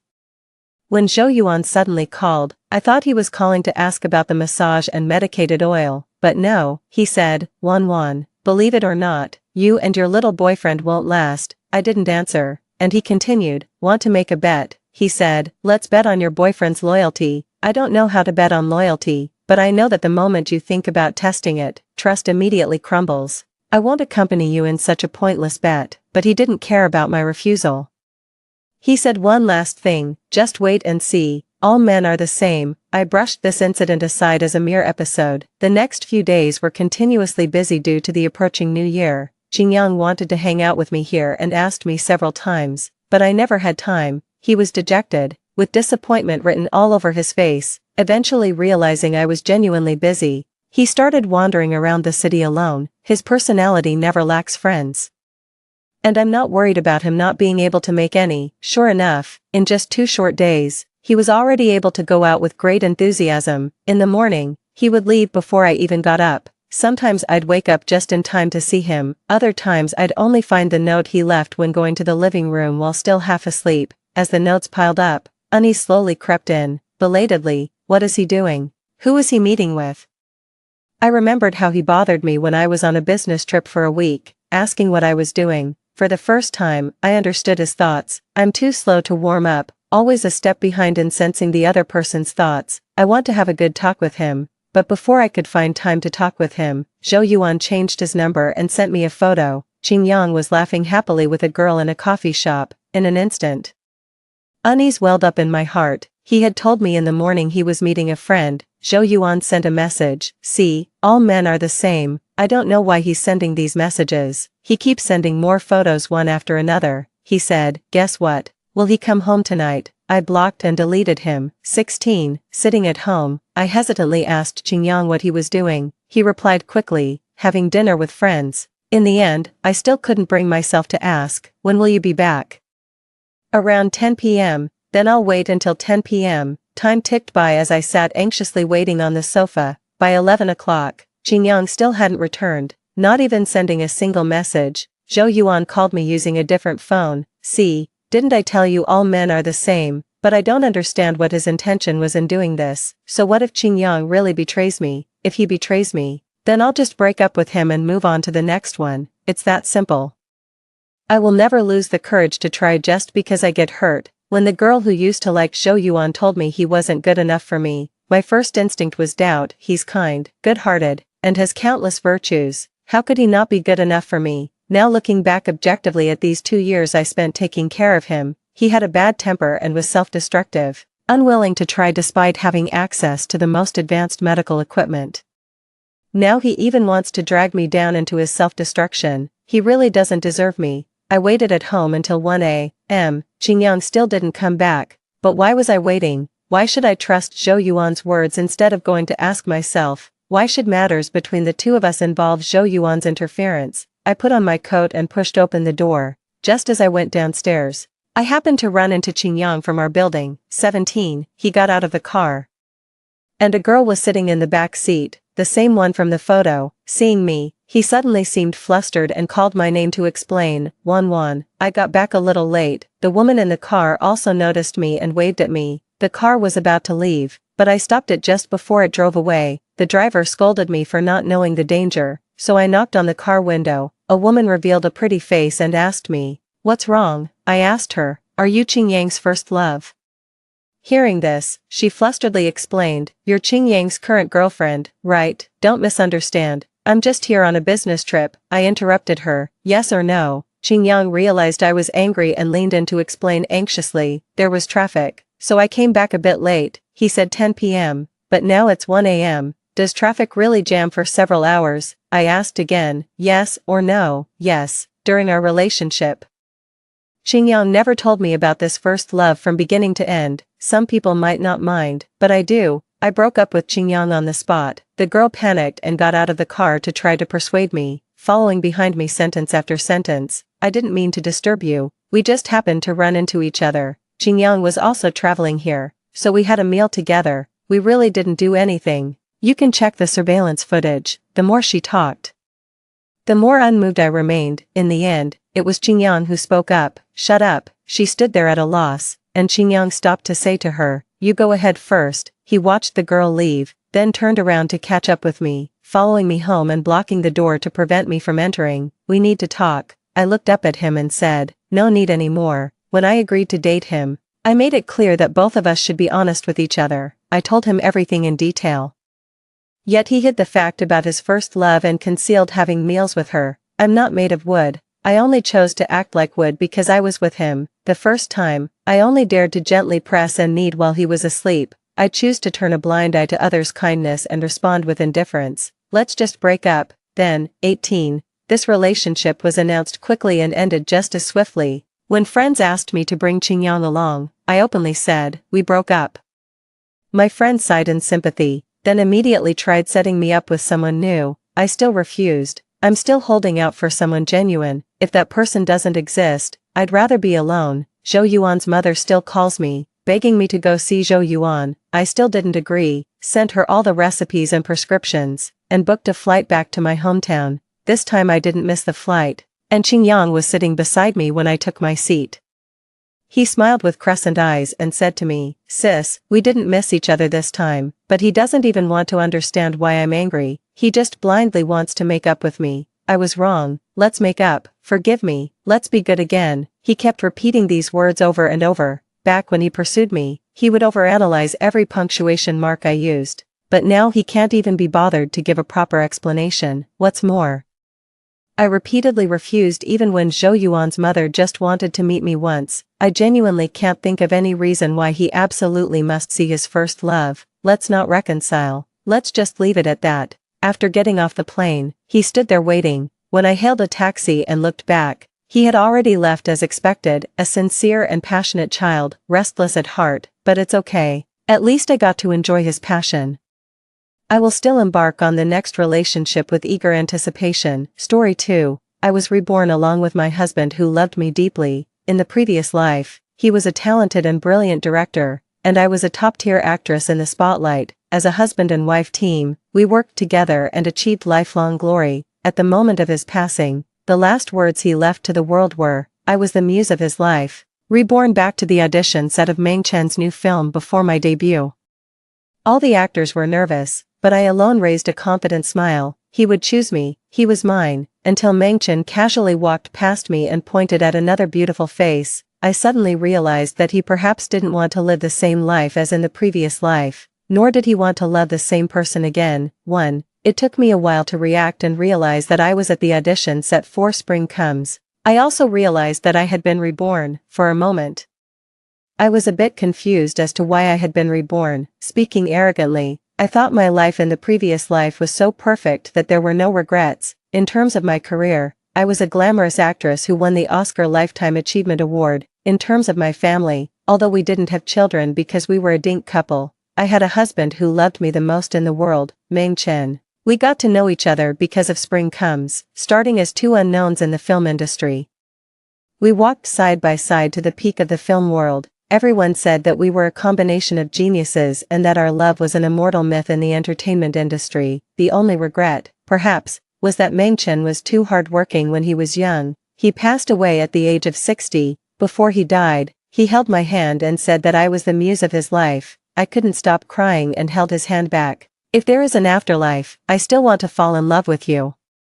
Meng Chen smiled and closed his eyes forever. not long after he passed away. I also died of a broken heart within 2 years. When I opened my eyes again, I was back here. This year, I was 19 years old, a sophomore at the Film Academy, and was about to debut as the female lead in Spring Comes, and then embark on that infinitely starry path. Although I still didn't understand the reason for being reborn, after calming down, I naturally accepted it. With such a happy life, why not have it again? Here he comes. Director Meng is here. He's coming to announce the audition results. After someone shouted these words, the noisy set suddenly fell silent. I raised my head and looked straight at the young man walking towards us. He was wearing a simple black shirt, with his sleeves casually rolled up to his elbows, revealing his strong forearms. His eyebrows and eyes had a somewhat cold look, yet there was also a familiar tenderness. My heart skipped a beat instantly. That was Meng Chen. Meng Chen when he was young. Several girls beside me started whispering, "Director Meng is so handsome, he could clearly rely on his good looks, but he insists on relying on his talent in the entertainment industry." I couldn't help but snicker. In a few years, he would turn into a slovenly uncle, not washing his face or combing his hair, with a beard, and staying in the editing room all day long. But what I loved had never been Meng Chen's appearance, at this point in time. It should be when Meng Chen had just won a new director award, although it wasn't a very prestigious award, for our students at the Film Academy. He was already a big shot. Who do you think Director Meng will choose? Sigh. I was too nervous just now and didn't perform well. I hope I can get a small supporting role at least. Everyone present had tension written all over their faces, but I alone smiled confidently. The more they praised him, the more satisfied I felt. This was such an excellent man, and from the very beginning, the only person in his eyes was me, Lin Wanyue. He loved me for a lifetime, doted on me for a lifetime, and even confessed his love to me before he died. I raised my head and locked my gaze firmly on Meng Chen. I wasn't sure if it was an illusion, but his gaze also landed on me. I gave him a smile, but the next second, Meng Chen's gaze casually shifted away. "We have already selected the female lead for Spring Comes." He picked up his notebook and said in a low and calm voice, "Lu Ying." All eyes turned in unison towards a quiet girl in the corner. The girl opened her eyes in surprise. Her face was blushing and she looked timid, like an innocent little deer, and I was stunned. Why didn't Meng Chen choose me as he did in the previous life? What had happened? 3. The female lead of Spring Comes should be me. This was not only my debut work, but the female lead was also the representative role of my life. I felt both strange and puzzled. Could it be that because of my rebirth, there was some kind of butterfly effect? Where had it gone wrong? In the previous life, Meng Chen told me that as soon as he saw my audition performance, he was certain that the female lead had to be me. Wanyue, you were born for the movies. Although you were only 19 years old during the audition for Spring Comes and hadn't acted in a leading role yet, I immediately decided that your acting career would surely be limitless in the future. The words that Meng Chen secretly confessed to me later made me feel both shy and happy. But why now? Did he choose someone else? I clenched my fists tightly, and my fingertips trembled restlessly. If there was no Spring Comes, how would I have an intersection with Meng Chen in this life?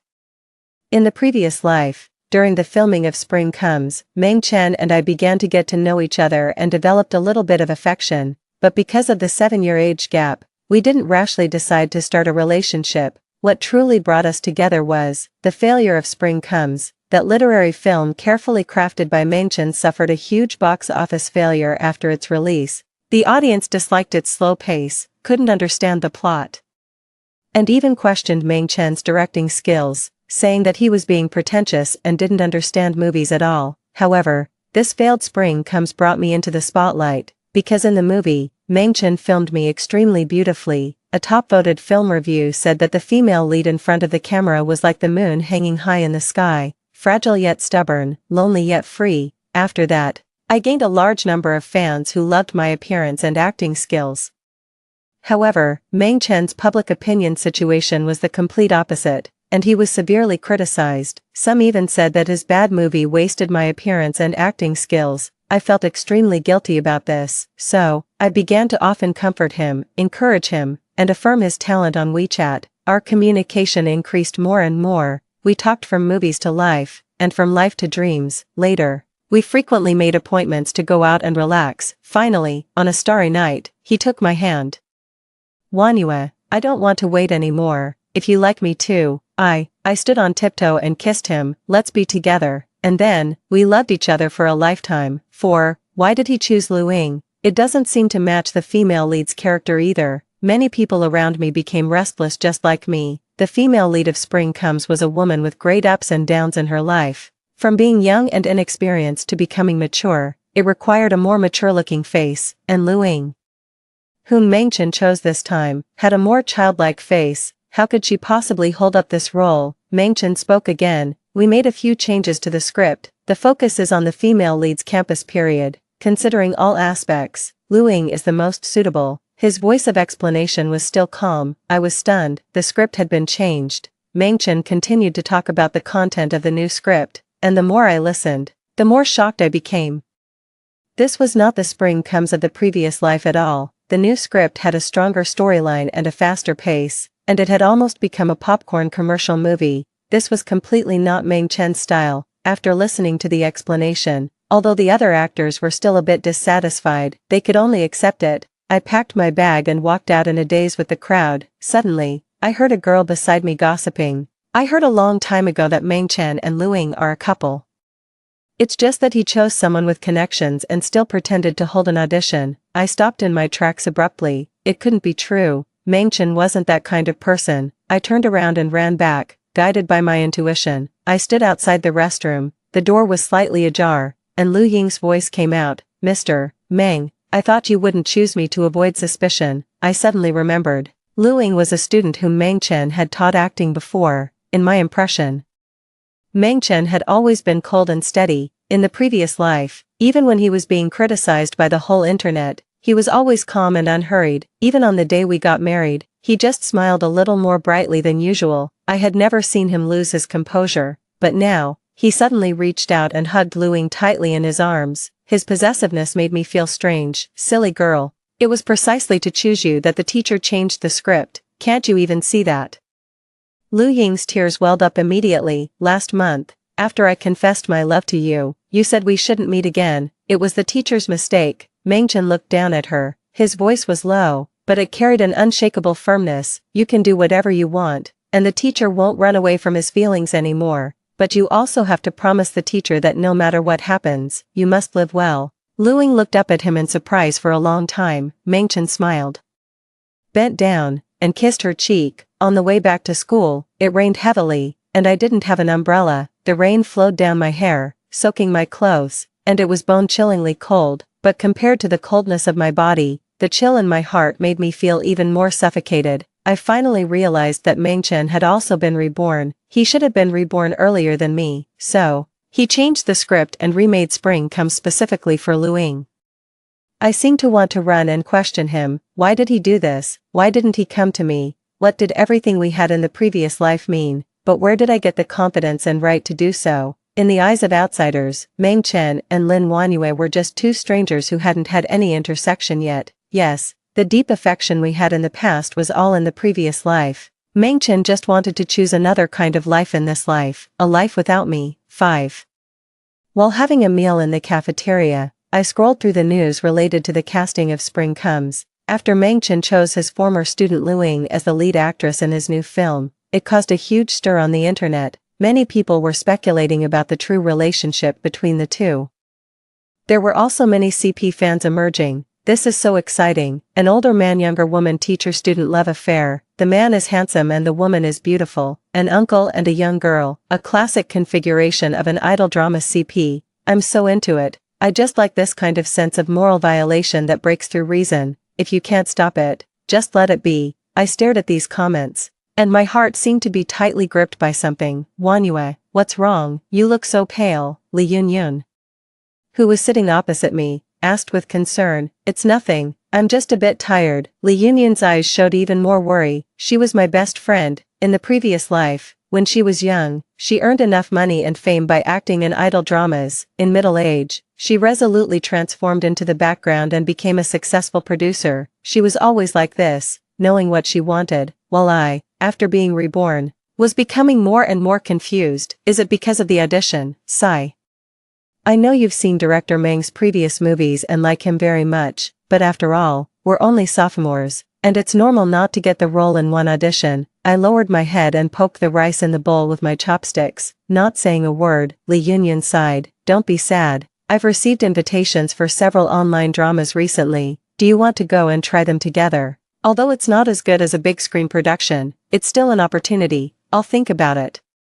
I said softly, but my heart was in a mess. The things in the previous life were like a movie, constantly replaying in my mind. Those details that I had once ignored were now so clear that they were blinding. I remembered that in the previous life, I first became aware of Lu Ying not long after Meng Chen and I officially announced our relationship. Lu Ying blocked us backstage at a press conference. "She's only 1 year older than me. Why can she do it, but I can't?"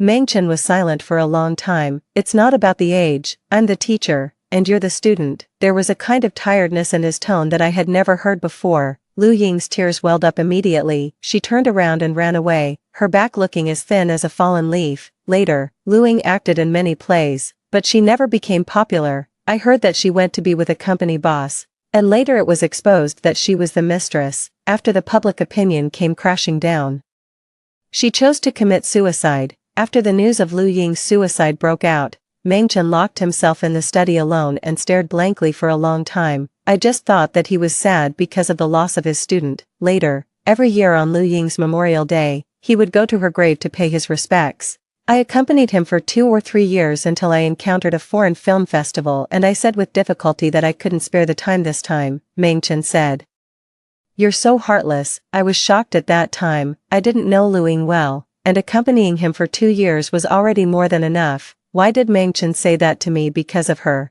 But then I thought, after all, he was a director of literary films, and it was normal for him to be a bit more sensitive and delicate. Later, Meng Chen apologized, and we made up, and he never asked me to go to the grave again, so I didn't take these things about Lu Ying to heart at all. But now I suddenly understood. In Meng Chen's heart, there had always been a place for Lu Ying. This time after being reborn, he wanted to make up for the regret. He would never let go of Lu Ying again. Buzz. Suddenly, my phone vibrated. It was a text message from an unknown number. "Miss Lin Wanyue, we think your audition performance was excellent. Would you like to play the second female lead in Spring Comes?" The second female lead. 6. Li Yunyan leaned over and took a look, and her eyes immediately lit up. "Wanyue, this is an opportunity. Although you didn't get the female lead, the second female lead is also good. After all, it's Meng Chen's film." I shook my head and threw the phone aside. "I'm not going." "Why? Didn't you say you liked Meng Chen's movies before you went for the audition?" "I don't like them anymore." I smiled self-deprecatingly. The new Spring Comes is a hodgepodge. Meng Chen plagiarized the plots of countless blockbuster movies from the future of the previous life. The former Meng Chen clearly despised plagiarism the most. He said that if he ran out of talent, he would rather be an ordinary person than do something like plagiarism. But now, in order to make Spring Comes a huge success and to definitely make Lu Ying popular, he has even abandoned his principles. "Okay, I respect your decision. So, what are your plans next?" Li Yunyan asked curiously.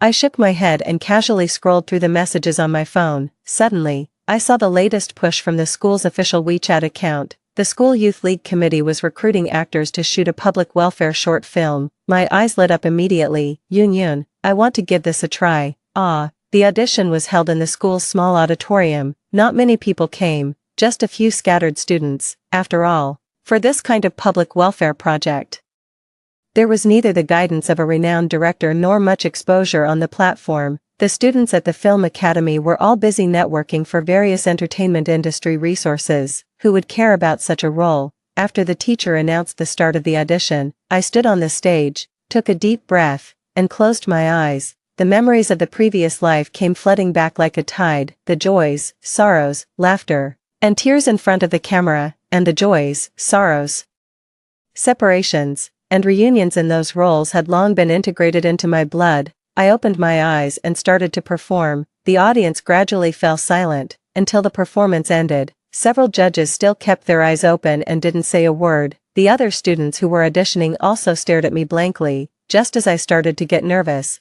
one of the judges excitedly clapped his hands. "Great, it's so great. Which class are you from? How can you act so well?" In an instant, the entire auditorium erupted into thunderous applause. Standing on the stage and looking at the surprised eyes in the audience, I suddenly realized something. that's right. Although I was reborn, my acting skills didn't start over. This was the acting skills of a future Triple Crown actress. I, Lin Wanyue, would never be buried like this. Amid the applause of the crowd, my heart boiled with excitement. So what if there was no Spring Comes? And so what if there was no Meng Chen? I, Lin Wanyue, would continue to walk on my path to stardom in this life. Not only would I win back the awards I won in the previous life, but I also wanted to act in more and more meaningful works in this life. This was not only the responsibility of an actor but also the conscience of an artist. Just like the line in my favorite movie, The Curious Case of Benjamin Button, be proud of your life, have the courage to start all over again. 7. I successfully joined the shooting of the school's public welfare film. At the same time, Spring Comes started filming. This film frequently appeared on the top of the trending searches. However, compared to the film itself, most of the public opinion focused on the gossip between Meng Chen and Lu Ying. Since the reporter secretly took photos of Lu Ying moving into Meng Chen's house, the two of them no longer avoided it. They walked in and out hand in hand every day. In the parking lot, Meng Chen still had a cigarette between his fingers. With his other hand, he held the back of Lu Ying's neck and kissed her passionately and persistently. On the snack street, Meng Chen gently wiped the corner of Lu Ying's mouth with a handkerchief. Then he suddenly covered her entire face and rubbed it.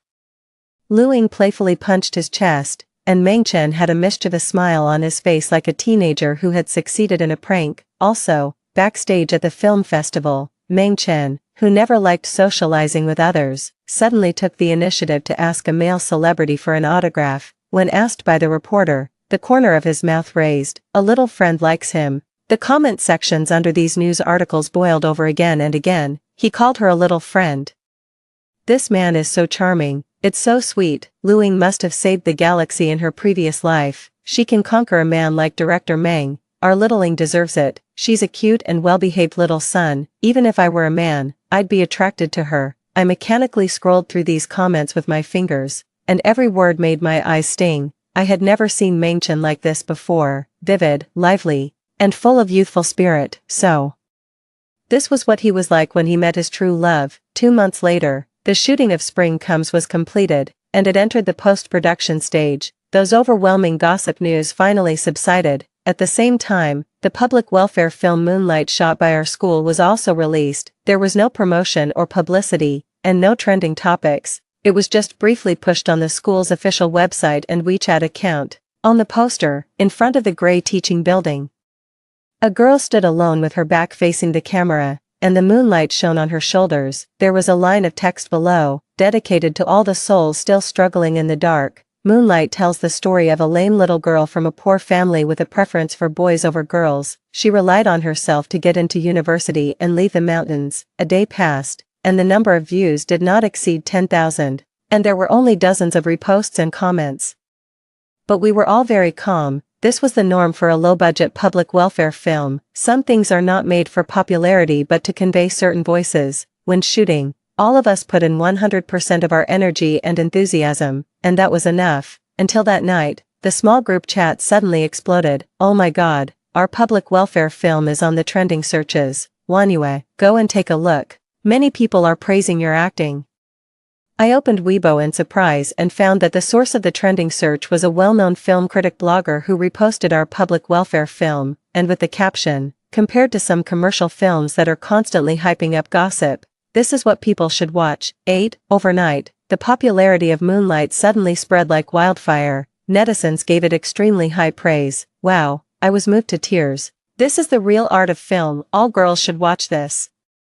Studying is our best way out. Many people also noticed me. The female lead, acting like this at the age of 19 is simply a talent. God is literally feeding her the opportunity. The female lead is so beautiful, and her acting skills are also amazing. I'm a fan now. More and more netizens were voluntarily promoting it. Various highlight clips of Moonlight went viral on short video platforms. Within a week, the number of views actually exceeded 1 million.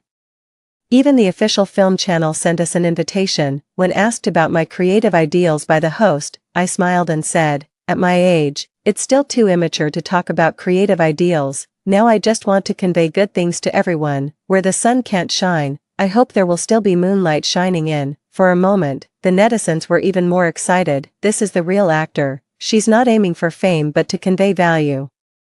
She's much better than some actors who rely on gossip to hype themselves up and have empty heads. Everyone should learn what it means to have substance in what you say. I could see that many netizens were comparing and belittling Spring Comes, which had been full of gossip during the same period. Meng-chen should be able to see that too, but for some reason, he still liked and reposted our public welfare film. It's a very good public welfare film, and the female lead acted very well.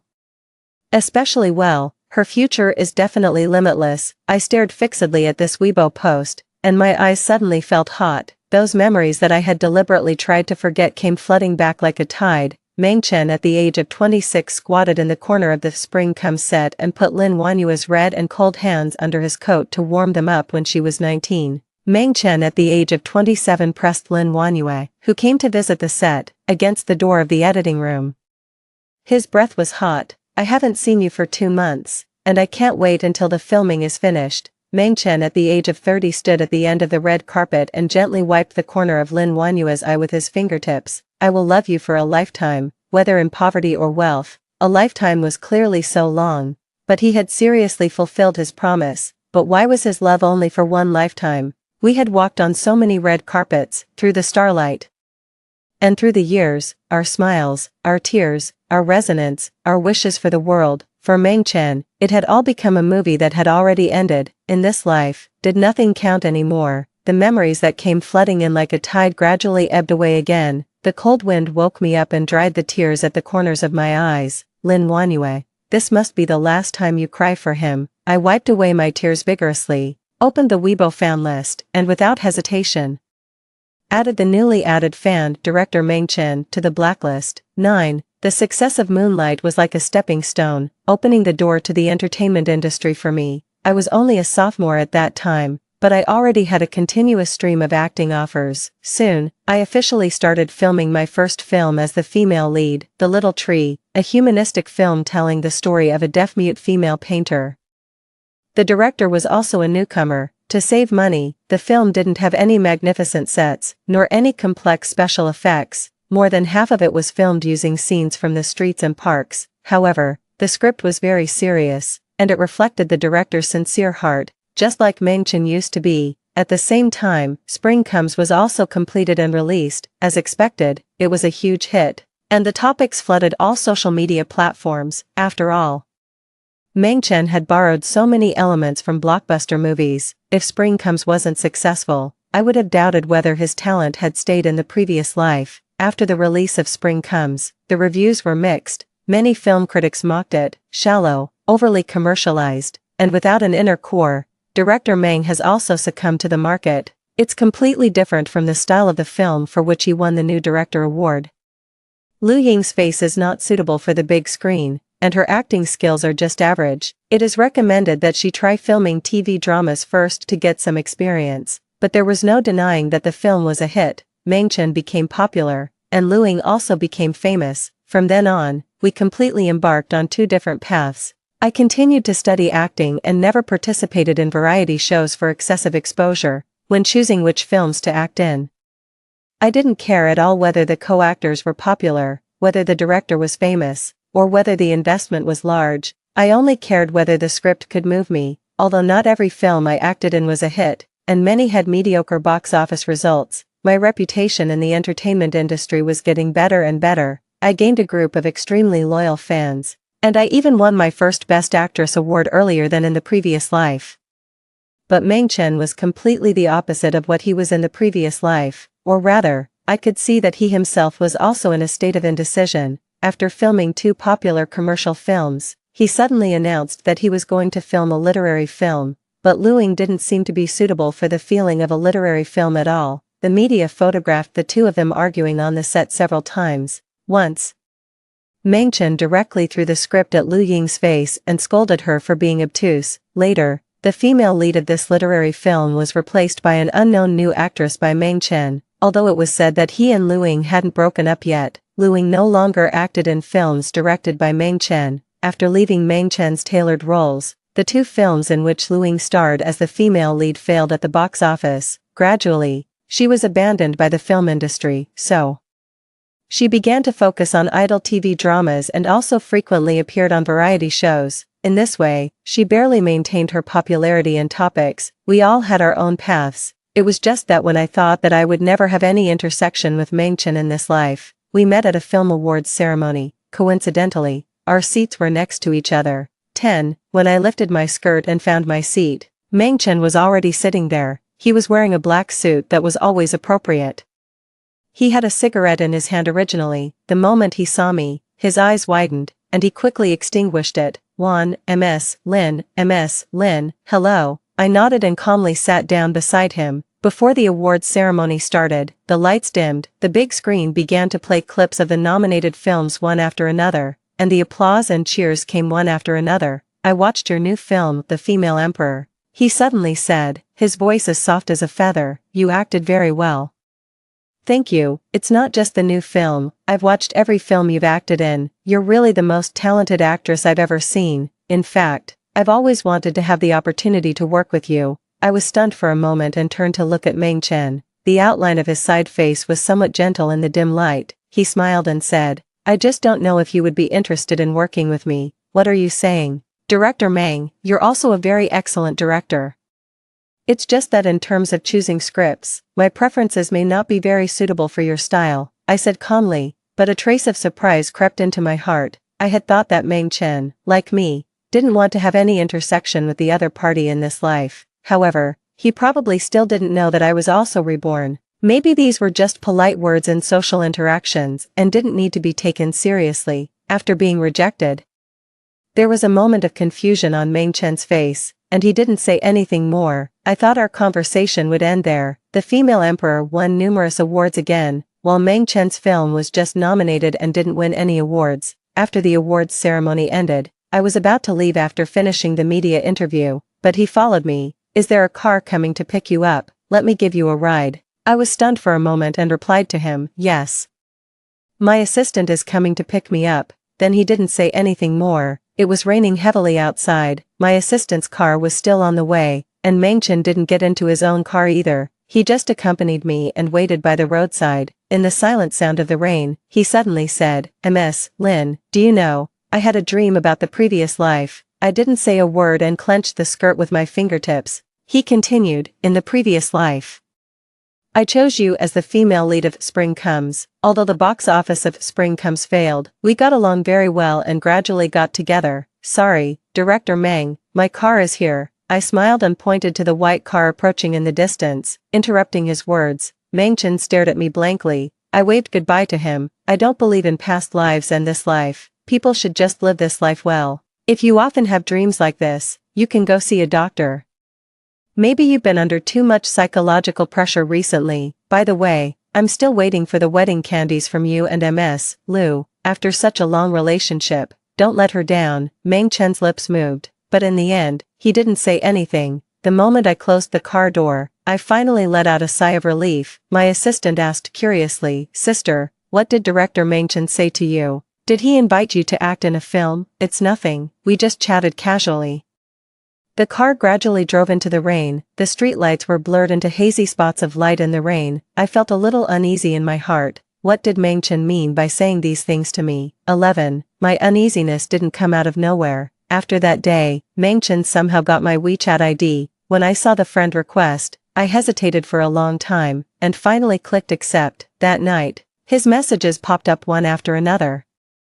Ms. Lin, do you have time recently? Can I invite you to dinner? I declined. Do you have any upcoming activities? If you're free, how about going hiking or something together? I said I was preparing my body for the next movie and wouldn't be going out. Do you have any favorite movies? Which actor do you like? Mengchen even mentioned many movies and actors in advance. All of them were the ones I liked in my previous life. Having lived 2 lifetimes, I wasn't so dull that I couldn't sense what he meant. He was showing his affection for me, and he wanted to pursue me, but I was even more confused. What had happened between him and Lu Ying? Mengchen started to contact me frequently on WeChat. The messages piled up like a mountain. Since we often ran into each other in the entertainment industry, I couldn't bring myself to block him. After thinking about it for a long time, I finally decided to invite him out and make things clear.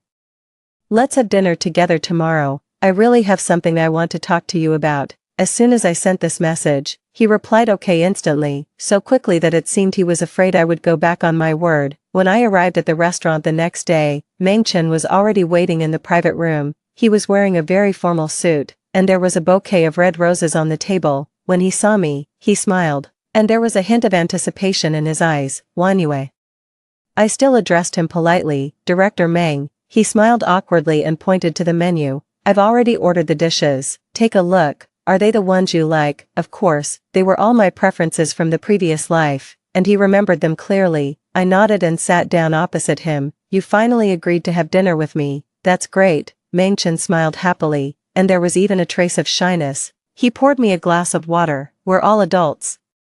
And I don't want to be too coy about many things. Actually, you like me, you want to pursue me. Mengchen's face instantly turned red. I smiled, picked up the tea, and took a sip. Then when you were reborn, why didn't you pursue me? Why did you choose Luing first? Mengchen's face turned pale in an instant, and his lips trembled. Wanyue, I was reborn too, just like you, I said calmly. 12, the air fell silent, and we stared at each other wordlessly for a long time. Finally, he spoke, his voice hoarse. When did you come back? I came back during the audition for Spring Comes. During the audition for Spring Comes. It was 6 years ago, Mengchen murmured, and his eyes suddenly showed disbelief. Then why didn't you come to me? Why didn't you come to question me during that time of Spring Comes? Xie Chen, the female lead of Spring Comes, was a character you really liked. I let out a soft laugh, with a hint of self-mockery in my tone.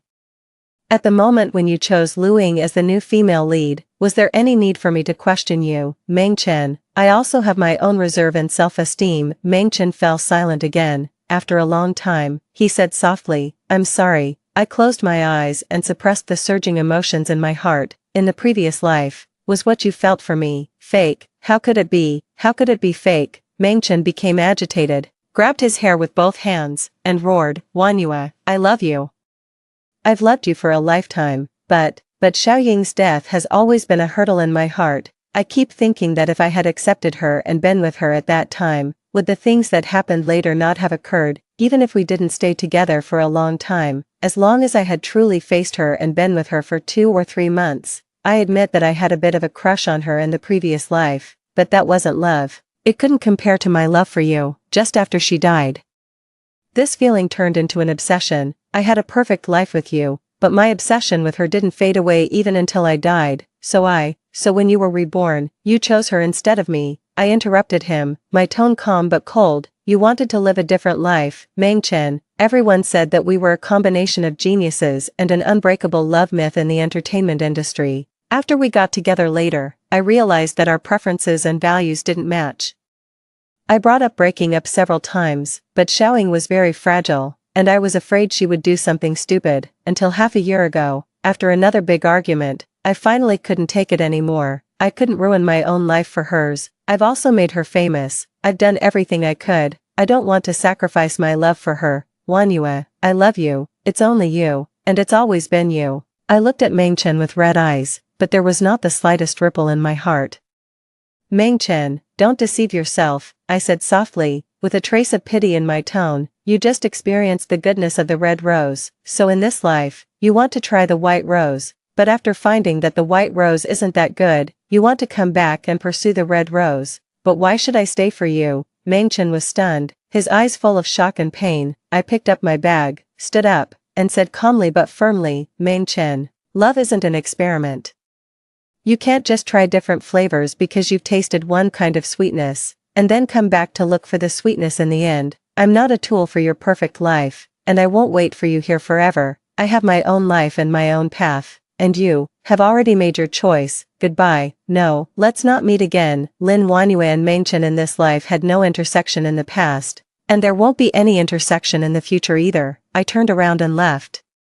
When I pushed open the door of the private room, the cold wind rushed in and scattered the rose petals on the table. Just like those sealed memories, they would eventually be scattered in the passage of time. Story 2. When I was 4, during a charity trip to the mountains with my parents, I was nearly kidnapped by traffickers. It was Wan who saved me. My parents offered to sponsor her, and seizing the opportunity, she played the victim and ingratiated herself into our home using her tragic circumstances as leverage. Driven by jealousy, she later killed me and poisoned my parents, taking over our villa and wealth. My whole family met a tragic end, yet she thrived by flaunting her wealth and became a major internet celebrity with millions of fans. When I opened my eyes again, I was standing in Chao Wan's drafty stone house. Before my parents could propose sponsoring Chao Wan, I timidly asked, "Mom, what does little bastard mean?" Hearing me swear, my mom's face turned stern immediately. "Who taught you that?" I naively pointed at Chao Wan's mother. "Auntie called me that. And she also took Grandma's jade necklace." Chao Wan's mother turned deathly pale instantly. Standing by, the skinny Chao Wan had been lost in thought the whole time. My dad was the first to react, going to fetch my mom's purse. Sure enough, the jade necklace was missing. My grandmother had passed away last month, and the necklace was the only thing she left for my mom. Our charity trip to the mountains was also to fulfill my grandmother's last wish to donate her legacy. In my past life, we only realized the necklace was missing after returning home, due to the necklace's value. My mom reported it to the police, but in the underdeveloped mountain area, with no surveillance on the roads and a complex population spread across villages, it was impossible to find. Chao Wan's mother wailed, claiming we were slandering her. Her demeanor made her look innocent. It was only after my death that I saw Chao Wan's mother, unable to get money from Chao Wan and desperate to buy her son a house and get him married, sell the necklace. While I was still in shock, Chao Wan's mother, furious to the extreme, spit at us. Picking up a farming tool, she drove us out.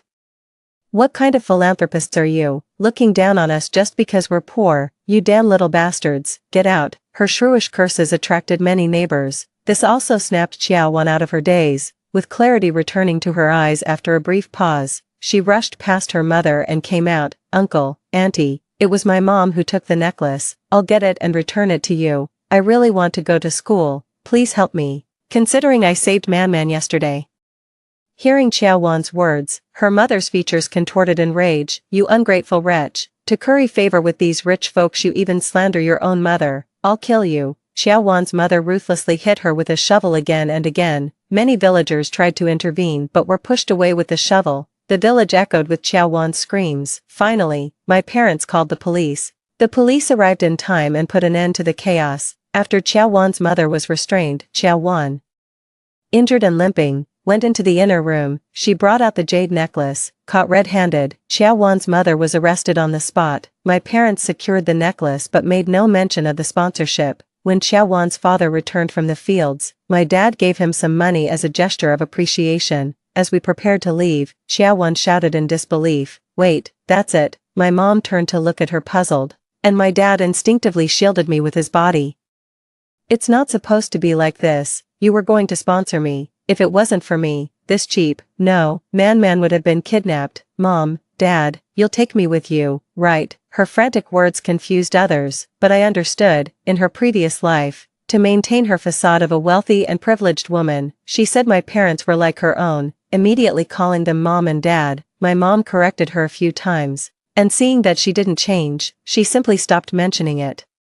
My dad just avoided her altogether. I never expected Chao Wan to have been reborn too. Hearing her address us, both my parents' faces darkened. Chao Wan's father instantly changed his expression, cursing as he slapped her on the head. Chao Wan, her eyes filled with rage, tried to fight back, but her father kicked her down to the ground. My mom covered my eyes with her hands and quickly hugged me into the car. Meanwhile, Chao Wan, barefoot, chased after the car, crying and shouting, until she could no longer keep up with us. My dad shifted his gaze from the rearview mirror and asked with a frown, "Does this girl have some mental issues? With parents like that, it would be odd if she turned out well. It's a good thing we didn't start off by offering to sponsor her, otherwise, we would never be able to shake them off like a sticky plaster." My dad nodded in agreement. My eyelashes slowly drooped twice. Chao Wan didn't know that my parents highly value my education.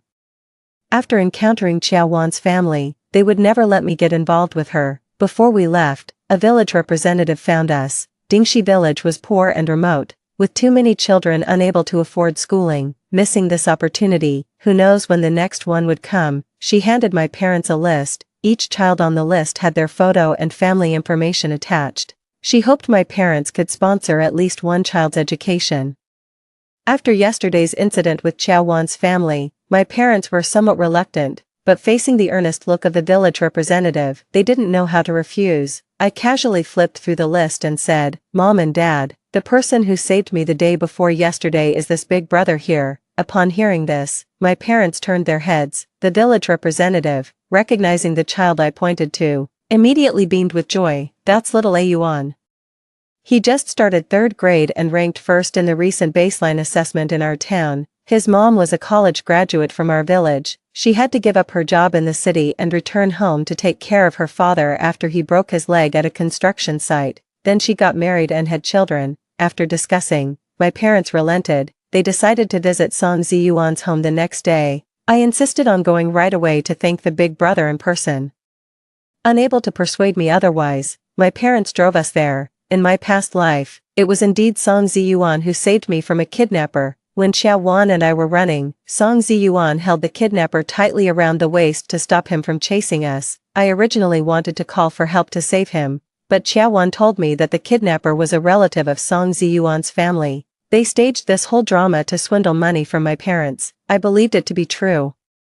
I met Song Ziyuan again when I started university. He returned to our school as an outstanding graduate to give a speech. The school was full of legends about him. They said he was the only person in the history of university to be both a scholar and a heartthrob. He studied interior design and started taking on projects to earn money since his freshman year. Before even graduating, he received offers from several top companies. After building connections and gaining experience in a major company, he quickly resigned to start his own business and had become a leader in his field. I never imagined that such a person would confess his feelings to me, but I publicly rejected him because of what happened in my childhood, until Song Ziyuan attended my funeral. From the sarcastic and derogatory comments of Xiao Wan, I learned that after we fled that day, Song Ziyuan was beaten by the kidnapper, breaking his leg and nearly causing a lifelong disability. The kidnapper was not his relative. The last memory I had was at a social media awards ceremony backstage, where Song Ziyuan fiercely plunged a pen into Xiao Wan's forehead. In my past life, he avenged me. This time, it was my turn to protect him. In the hospital, Song Ziyuan's parents warmly welcomed us. After understanding the situation, my parents immediately arranged for Song Ziyuan's transfer to another hospital. They consulted an orthopedic expert from the provincial hospital for a specialist examination. After confirming that Song Ziyuan's leg could fully recover, his parents, with tears in their eyes, expressed their gratitude to my parents. At his bedside, I asked Song Ziyuan, "Does it hurt?" He shook his head. I looked at him intently and said, "Big brother, thank you for that day.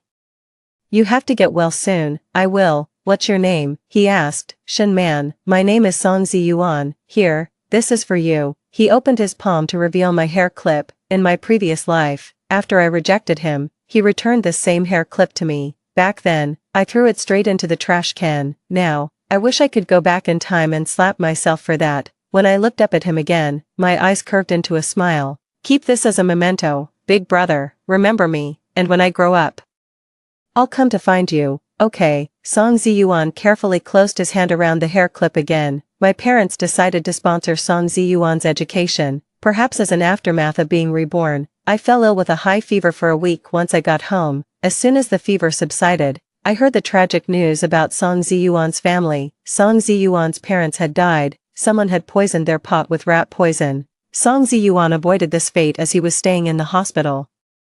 The culprits were Xiao Wan's parents. They resented the Song family for taking the sponsorship they desired and harbored this grudge. Taking advantage of a visit to the hospital, they sneaked in and poisoned the pot. After the incident, they stood by as if nothing had happened, merely spectators to the tragedy. Song Ziyuan was now an orphan. Most of his relatives, barely making ends meet themselves, were unwilling to take him in. His education became an uncertainty.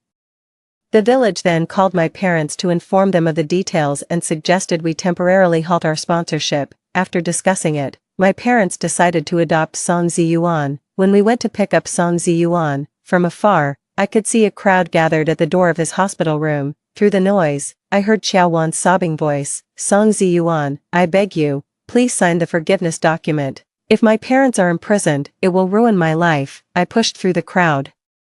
I saw Xiao Wan kneeling at Song Ziyuan's feet, repeatedly bowing her head in desperation. I was immediately infuriated and rushed forward to pull her up. With a slap, I struck her face sharply. Everyone was shocked. Xiao Wan, regaining her composure, yelled, "What are you doing, Shin Man?" I was about to scold her, but seeing my parents approaching, I swallowed my words and instead said in a childlike tone, "Big sister, your parents killed Big Brother's parents.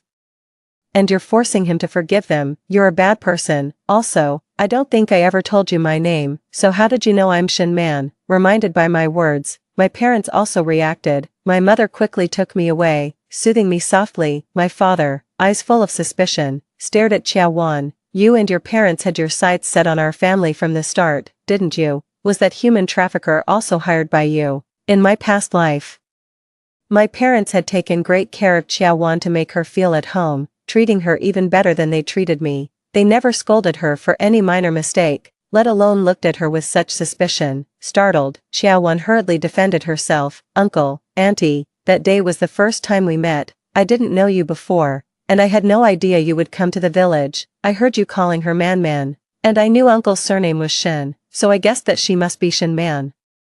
Just now, it was Man Man who hit me first. Look at my face." She deliberately turned her face to specifically show her right side, yet, there was no trace of a finger mark on her face, not even a hint of redness. The slap I had given her, though loud, was merely with the strength of a child. I feigned fear and hid in my mother's embrace, beginning to cry pitifully. Xiao Wan was furious and ran outside to find the onlookers. "Grandma, tell them, didn't Shin Man hit me first, Uncle? You must have seen it, please tell them." But no one paid her any heed. Her voice gradually broke down. It wasn't until the village committee representative arrived and dispersed the crowd that Xiao Wan finally fell silent. I only saw Song Ziyuan when I entered the hospital room, having not seen him for just a week. He looked even thinner, at an age when he should be growing. His face was so gaunt it was almost unrecognizable. Tears uncontrollably fell as I looked at him.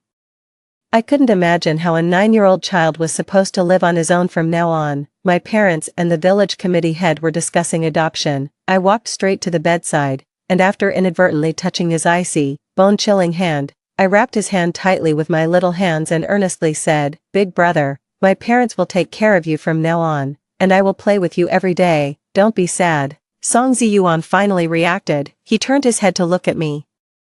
His blank eyes finally focused. Hearing my words, my mother also turned to look at him, saying sympathetically, "Yes, child, just like Man Man said, we are all willing to take care of you. Would you like to move in and live with us?" Before Song Ziyuan could respond, Xiao Wan exploded in anger. "No, you can't adopt him, you should adopt me. I am your daughter, you all like me, don't you, Mom and Dad?" Her voice startled us. Her eyes, inflamed with anger, swept over us. As her gaze turned toward me, I silently mouthed idiot and lip sync. Xiao Wan caught on almost instantly. Her gaze turned fierce, her eyes nearly splitting. "It's you, you've also been reborn. That's why you won't let Mom and Dad sponsor me to bring me home. It's all because of you. I will kill you." Xiao Wan grabbed a fruit knife from a nearby fruit basket and charged at me. My father, usually so mild-mannered, immediately darkened his face and knocked the knife from her hand. He then twisted her arms behind her back. No matter how much Xiao Wan struggled, she was just a child and it was futile. The village committee head called the police on the spot. Xiao Wan was suspected of attempted murder and was sent to a juvenile detention center. Unbeknownst to us, Song Ziyuan, who had been lying in bed, was now standing in front of me, protecting me. I was overwhelmingly moved. Song Ziyuan's parents had both passed away, making him eligible for adoption. But my parents were not eligible since they already had their own children. With no other choice, Song Ziyuan's residency was temporarily registered under the name of one of my father's friends. That very day, my parents brought Song Ziyuan back to our villa. Since his leg injury had not yet healed, my father had a room on the second floor of the villa equipped just like a hospital room. He also hired a nurse for him. I registered an account online and hired someone to post short videos on the internet. The news of Xiao Wan's parents poisoning a couple in their village quickly dominated the trending lists on major video websites. Millions of netizens online called for the death penalty. Justice was swift, and Xiao Wan's parents were soon sentenced. However, 3 months later, Xiao Wan was released early for good behavior. Unfortunately, by the time she came looking, our house was already empty. I had known all along that the juvenile detention center wouldn't hold Xiao Wan forever. After her parents were sentenced to death, she dragged Song Ziyuan to act out a drama with me. We both were awakened by nightmares every night. The scenes in the dream were always the same. My parents sensed something was off, and with the rise of the live streaming industry in the South, my dad considered a career change. With a grand gesture, he moved the entire family to the South. Later, I heard that a young girl had been inquiring about our family. She had staked out for a while, and only after seeing that we had indeed moved did she stop coming. In the blink of an eye, 16 years had passed. I was now a sophomore in college. Song Ziyuan had returned from studying abroad and started the most popular home decor company among young people in the country, after discovering his talent in design.